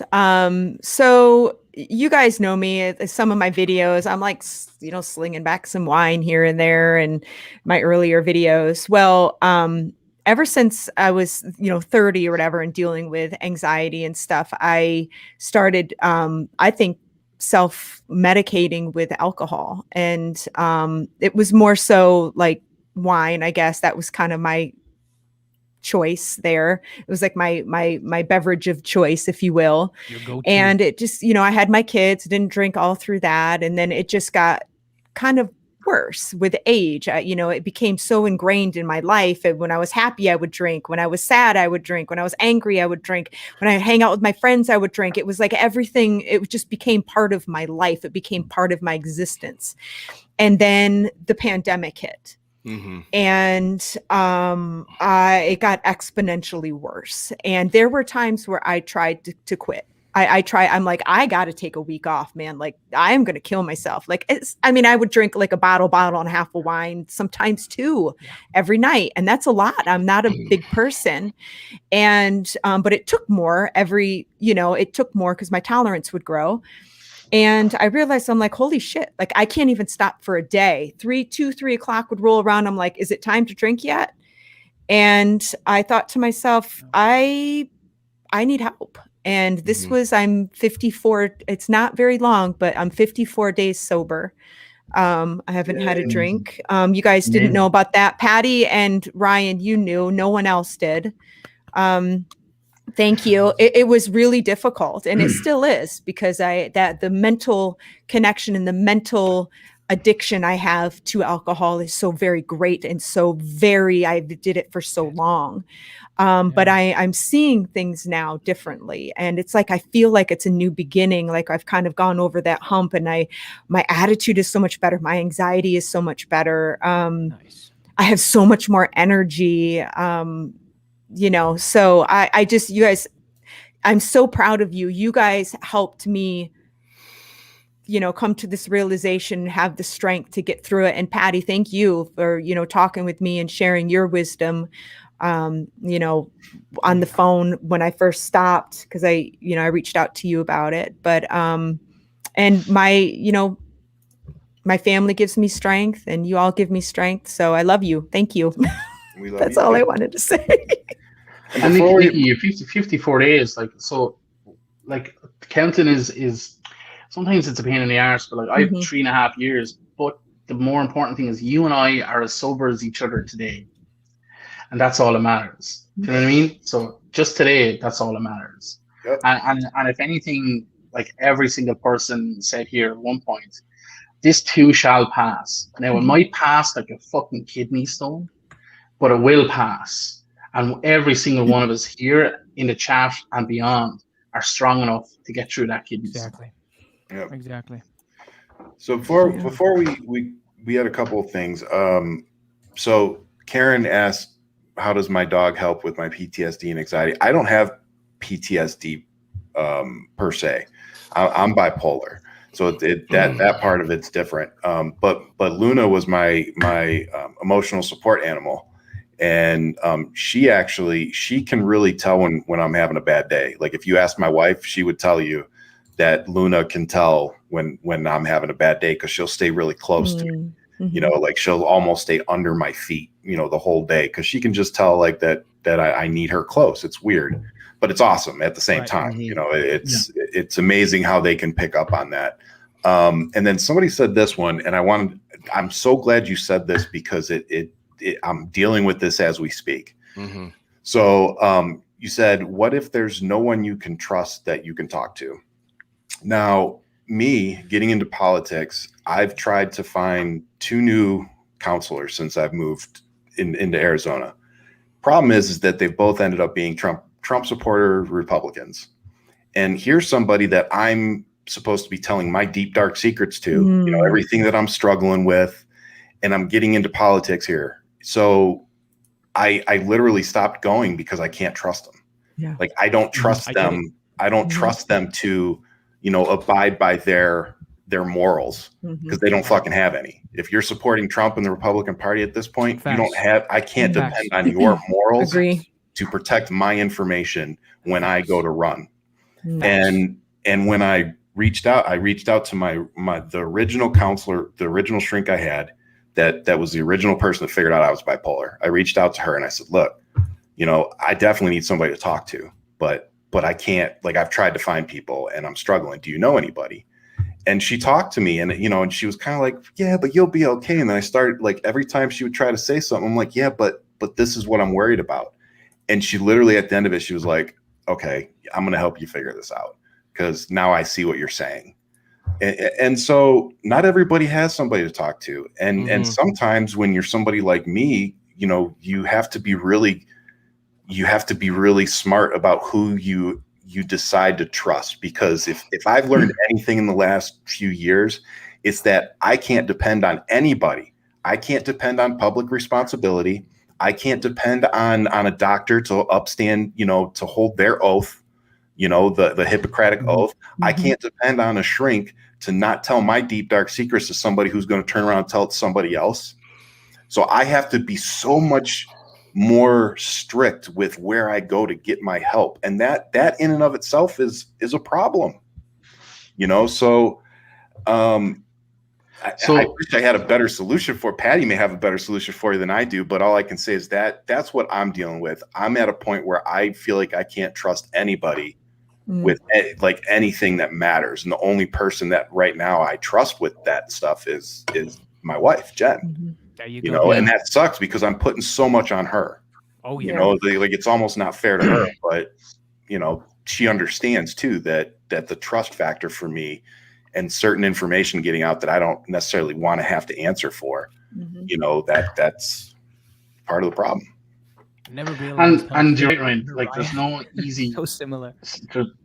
There's no easy solution sometimes, and even now, even in my own counseling, I can't talk about certain things because there's a duty of care, and so you have to kind of deal in hypotheticals and stuff like that.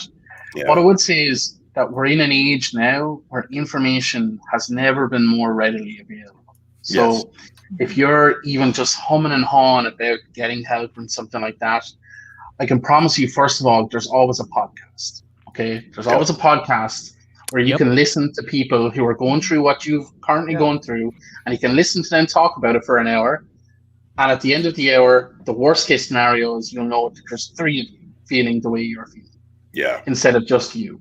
Okay. We all have the internet. We can search for certain things. There's always charities that are doing certain things, and yes, you might have to be a little bit ambiguous with some of the details that you give initially, but that process of talking to your priest or to the counselor in school and to the charity worker, or there's Facebook groups that are for alcoholics, you can go in there. There's AA meetings, there's Overeaters Anonymous, there's all of these types of groups where you can start the ball rolling in terms of, if not talking about your experiences, certainly listening to other people sharing their experiences. Yeah. And I promise that alone will make you feel like you're part of something healing and not part of something so toxic that you won't go back. Keep looking for that counselor. Keep looking for that professional, because you will find them. There is a right fit, I promise you. But it will. If it took me 31 years to realize that I had anxiety, and 33 years to ask for help, it might take more than 30 minutes to find the solution to that. And I like what Jody here.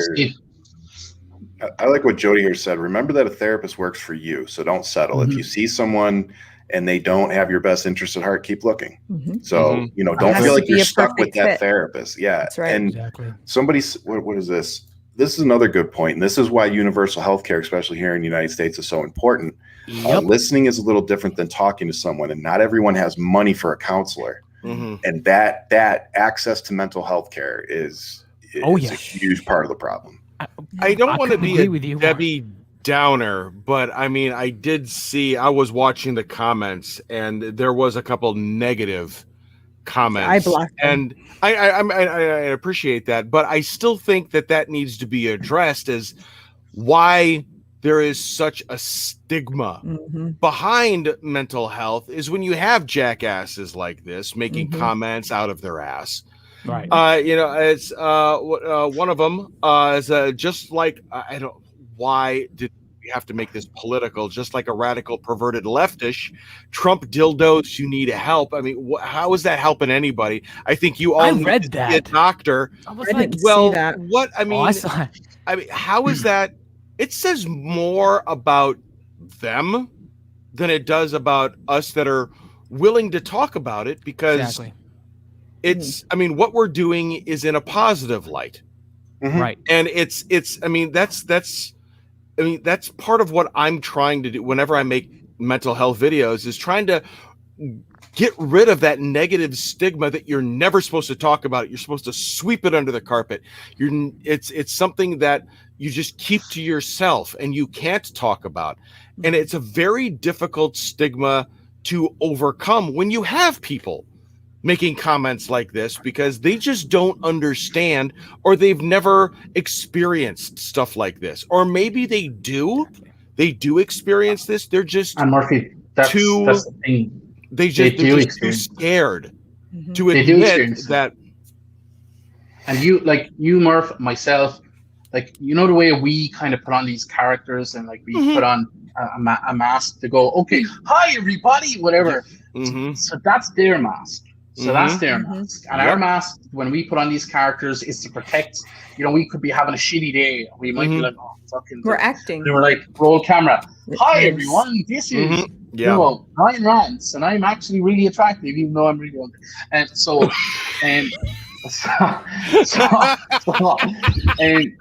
so these people are doing the exact same with these comments. They're projecting a mask or something that they're very uncomfortable with their own mental health fragility, that they're projecting that in this negative way instead of a positive way. And little do they know, they'll go away after this. Something from this conversation will have hit them in some way, shape, I hope or form. so. Well, And it mightn't be tonight, it might be in 6 months' time, but something that we've said will ring true, and their mask will slip at some point, and they won't be as much of a cunt.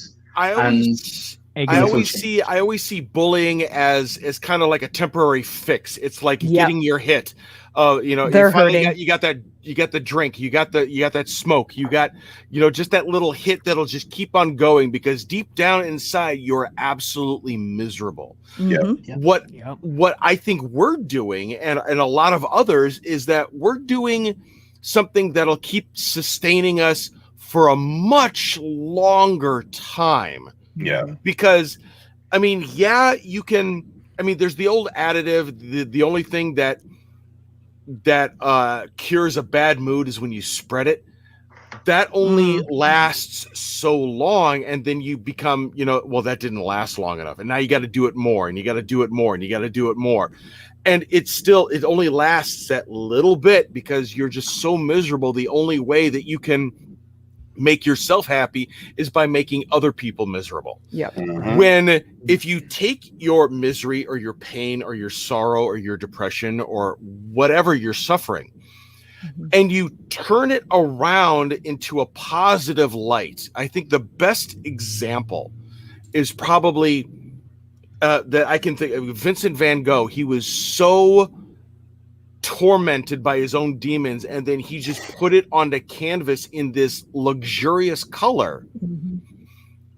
Do it like that so that everybody else can enjoy, and maybe turn something negative into a positive. Mm-hmm. That, I think, that helps, and it's so much longer lasting. And then people will gravitate towards you because you're able to transform negative into positive, and you'll start building, you know, it's almost a safety net of like, when you do fall, you have all of these people that love you because you are you, because you can, you know, make a joke out of your pain, or you can talk about your shortcomings openly, and you can make all of this relatable to everybody, and that will just, you know, it will help. You'll help them, they'll help you at the same time. That will keep you going so much more than telling somebody else that's like, oh my God, you guys are sick, you need a doctor. It's their coping mechanism. It's their addiction. Mine was wine, being nasty and being awful to other people. That's their addiction. And that's just as hard to break sometimes as a substance. I'm mad I missed the comment now. I'm really mad I missed it. I got screenshots of it. But it's a good thing. Oh, good. Send them to me. I'm going to make a TikTok about it later. It's a good thing that you did this, Ryan, because the reality is, if we had seen it and copped it in real time and talked about it in real time, we would have given that addiction and that coping mechanism attention, which would have fueled it moving forward. I was waiting for him to be blocked before we started. Yeah, and now we talk about it. And the reality is, I try to follow this, because with addiction and with mental health, ego is a terrible thing. You know, we're all relatively well known on the app, so ego is a really terrible thing. So I always try and ask myself this question, and it goes for the negative people as well. Am I posting this so that other people can see that I'm posting this, or am I posting it because I want to post it? And it goes for the negative stuff. Is that person posting that because that's what they feel, or is it because they want the attention that goes with saying something like that? It's the attention. You know, and I like to sing, you know, okay, so, but if I post a singing video, will I be posting it because I want other people to see that I'm a great singer and give me props, or because I want to sing a particular song that day and it makes me feel good? And that's why I don't post singing videos, because I know it's the ego-driven thing, not the other thing. So, and we're all similar to that. We try to post stuff not because of the views and the likes and all of that stuff, but because that's who we are as people. Right. And that's why 1 million people follow us. But it's also why collectively we've probably blocked 500,000 people. Yeah. You know? Right? Yeah. The list must be long. Yeah. Yeah. Like, so, and obviously Nikki, you know, is really struggling with the numbers of late. Oh, horribly struggling. Horribly struggling. 600,000. Like, oh God, no. And then she gets put on DL Hughley's Instagram. What? Yeah. Yeah, she made DL Hughley's Instagram. Nice. Yeah. Yeah. Hundreds of thousands of interactions on that one. Holy shit. Yeah. And I thought, hey, DL, man, reaction, make sure you tag people. Come on, man. I just thought, you know, reacting to a girl that had basketballs on her chest and putting a Robin Williams clip after it, just what the hell was that? I remember that video. Oh my. You caught so much hell for that, didn't you? I didn't even fucking care, because I'm just like, yeah, it was a natural reaction. I saw it and I'm like, what the shit was that? Yeah. And then so many people just said, oh, this is your body shaming. I said, no, I'm saying, what the hell was that? That's it. I have a dad bod. No. Oh, yeah, dude, all day. Sorry, guys. Come on. But what we've talked about here. Boy, get it, Murphy. Show us that dad bod, baby. That's the new sexy. I'm proud of that shit. Murphy's out here flexing. I am no different underneath this, baby. Don't let this fool you. There's no difference between me. I mean, I don't need a six-pack. I got a quarter keg. You don't. That's what am I gonna have to take off my top to show you what actually happens? Maybe work out a little bit. But what I was going to say is great. You know, the thing about creating content, like, none of us, it's not our full-time job. Like, it's a side thing for most of us, and you know, so we're not perfect. And this conversation has shown that we're not perfect. Oh, yeah. You know, so we are very fallible. but we're just giving you guys a glimpse into our lives. So yeah, we're going to post some stuff, we're going to make some mistakes, and we're going to catch hell for it. But just remember, we're just like you. We're like the people who are commenting and watching our videos. We're all the same. Like, we all got into TikTok and we were all watching videos and commenting initially as well. Yeah. You know, things changed for us, but we are very fallible because we're human. So stop holding us to a standard that you're unable to achieve yourself. Exactly. Because it's not possible. Like, I posted a video at the weekend saying Happy Mother's Day to all of my followers in America. And I caught so much hate because I didn't include Canada and New Zealand and Australia, simply because I thought that because they're part of the Commonwealth that they celebrated Mother's Day when Great Britain did, which is back in March. And I got like so many people were like, excuse us, what the fuck? So I had to make a separate video. I'm just like, okay, but I made a mistake. So let it go, you know. So we are fallible, and that's a silly thing. Murphy, I saw some of the comments underneath your basketball bosom post, let's call it that, and it was holy crap. Oh yeah. I mean, I don't condone it. I mean, I can't prohibit people from speaking their mind after seeing some. I mean, you see that. Ghost. Titties. Yeah. I mean, yeah. I didn't degrade her. I saw it as more of a shock and amazement. But yeah, I've read the comments, and I'm like, wow. There is a lot of just people that want to degrade others. And then somebody, made a comment and said, you really shouldn't be degrading her like that. And I had to make a follow-up saying, no, my message was, wow. And then I also said, what I'm more shocked at was that somebody put in her mind that she needed to do that to feel good about herself. Right. And I mean, there's going to be some people that, there's going to be people with, some legitimate, mutilation cases. They were, in a car accident. So, they need to get reconstructive surgery, or, they have misshapen boobs, or, one of their testicles hangs lower. That was clearly than the other. not one of those cases. No, but Murph, your video wasn't about that at all. It wasn't. It wasn't. I mean, my first one was just like, what? I mean, I was just in shock that's a thing. And that I did have a follow-up just saying, I'm more, yes, I was. It's a perfectly natural reaction. If you see something that you can't comprehend, you say, what did I just see? That's okay to say. But there is that cancel culture that say, oh, you can't even say that. No, I can say what? What? And what? I get the worst comment I get, the worst comment I ever get is this one. Hey, Paddy, I normally like all of your content. Oh, I get it all the time. Oh my God. But this one just didn't sit right with me. I'm so disappointed. Unfollow. Or a variation of that. I'll make a video. If you know my content, then you understand that this is not what you think it is. So you're full of shit. And it's not an airport. I've made videos on that exact same that comment. Just like I'm like here for you. I'm not here for you, you son of a bitch. I'm here for me.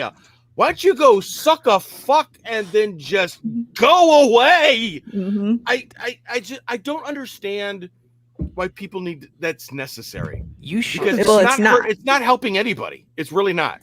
Well, it's a passive aggressive comment. Yeah, they want, because if they come at you and they just attack you, you're like, fuck you, and you block them. You don't even think twice about it. But when they say, I really normally agree with you, but this was unacceptable and I'm going to unfollow now. It makes you think, like, what did I do? Like, what did I do wrong? I normally stay closed for most of my TikToks, but for you, you son of a bitch, I'm going to drop trow, and then hey, man. that's Fuck just 'em. for you. Yeah. Nikki, stop drooling right now.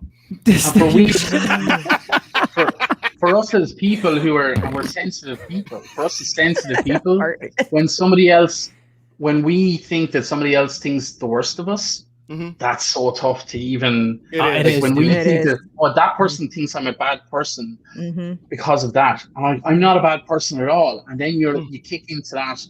Oh, well, now I have to prove them wrong, or so it's not like you should block them immediately and get rid of that toxic person. But then you're like, okay, I've got to make a video about this, and then comes the trolls with that, and then recording videos, and then it's a cycle. It is a spiral. All because our ego. We don't want other people to think we're bad people. And big numbers like yours, Nikki, and Ghost, like you have a massive following there as well. Yeah. Like the bigger the number that you have following doesn't mean you're more popular. Right.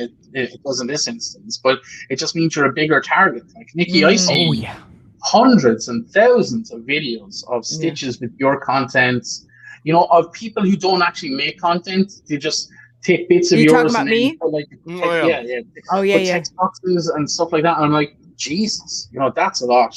And for my own accounts, I log in and I have thousands of notifications. With 600K, like you must have a full staff just to go through them. I know for a fact she does, dude. I know for a fact she does. That's stuff that I don't understand. They'll take like a snippet of what you're saying, and then they'll use that to springboard their own narrative. I'm like, that wasn't even what I was talking about. Like the dude that called me anti-military the other day. He's like, "You're anti-military." I was like, "Anti-military?" Where did you get that? I had a video. What's her name? The older lady, white, who kind of like who does this experiment with kids in the class. Blue-eyed are now the new black race. I can't remember her name. Super genius lady. She's preaches against anti-racism, how it's taught and shit. Oh my god, I just watched her video. So, what is her name? I just made a video about how I've seen her stuff and I like what she does, but I've never seen a picture of her smiling. And She's then I found one. She's like, this place and I found one. She was in a conversation she was in kind of like a group setting, and there was a screenshot, and she was laughing. So I got that, and boom, I found a picture of her smiling. At least 10 people have stitched that video saying that I don't know what you're fucking talking about. This woman is an idiot. And I'm like, that's not even the argument here. I just couldn't find her a picture of her smiling.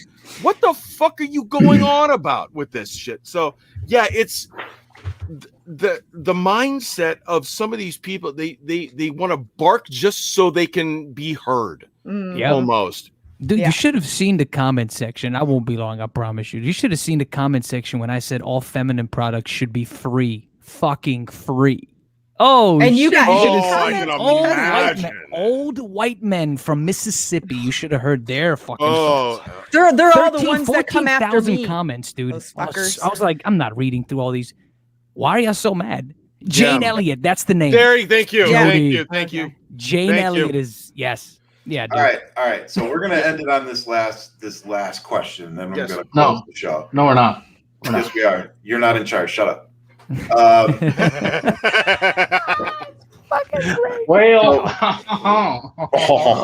So what are our thoughts on my dude Tommy leaving TikTok? It's for me personally, I always liked his political insight because he crunched the numbers. He was a really big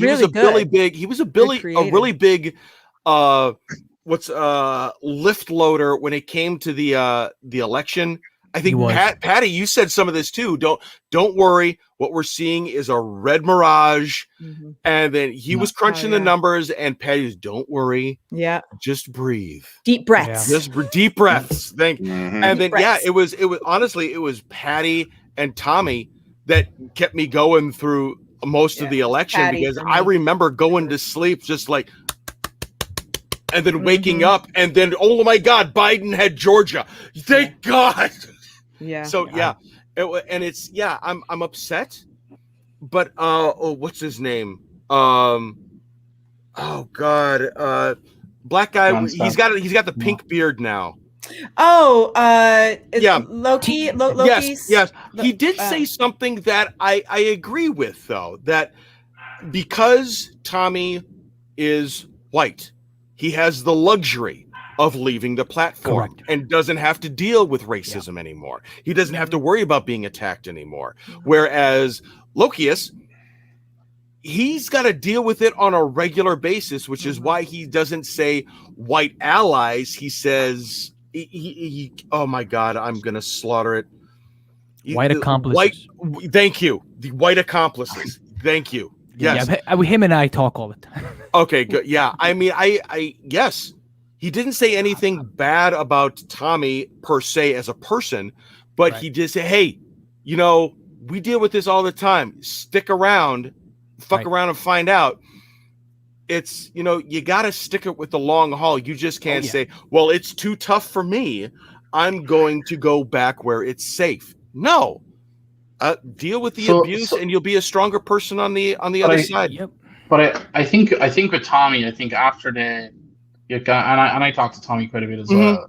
After because like we kind of our accounts kind of took off at the same time. It was around the election thing, and lots of people are like, you know, Tommy for the stats and Paddy for the hugs. You know, kind of, you know, that was kind of the way it was around that time, and I think he tried to keep, you know, trying to find a way to keep giving people that information, and sometimes we trip up over ourselves, but I think we need to remember that, you know, this whole time, and he's talked about it on his account, Tommy's had like a custody battle. Yes, he's had a lot going on in his personal life. He's only just seen his kid again recently, and you know, and some of his TikToks are being used in a particular way and stuff.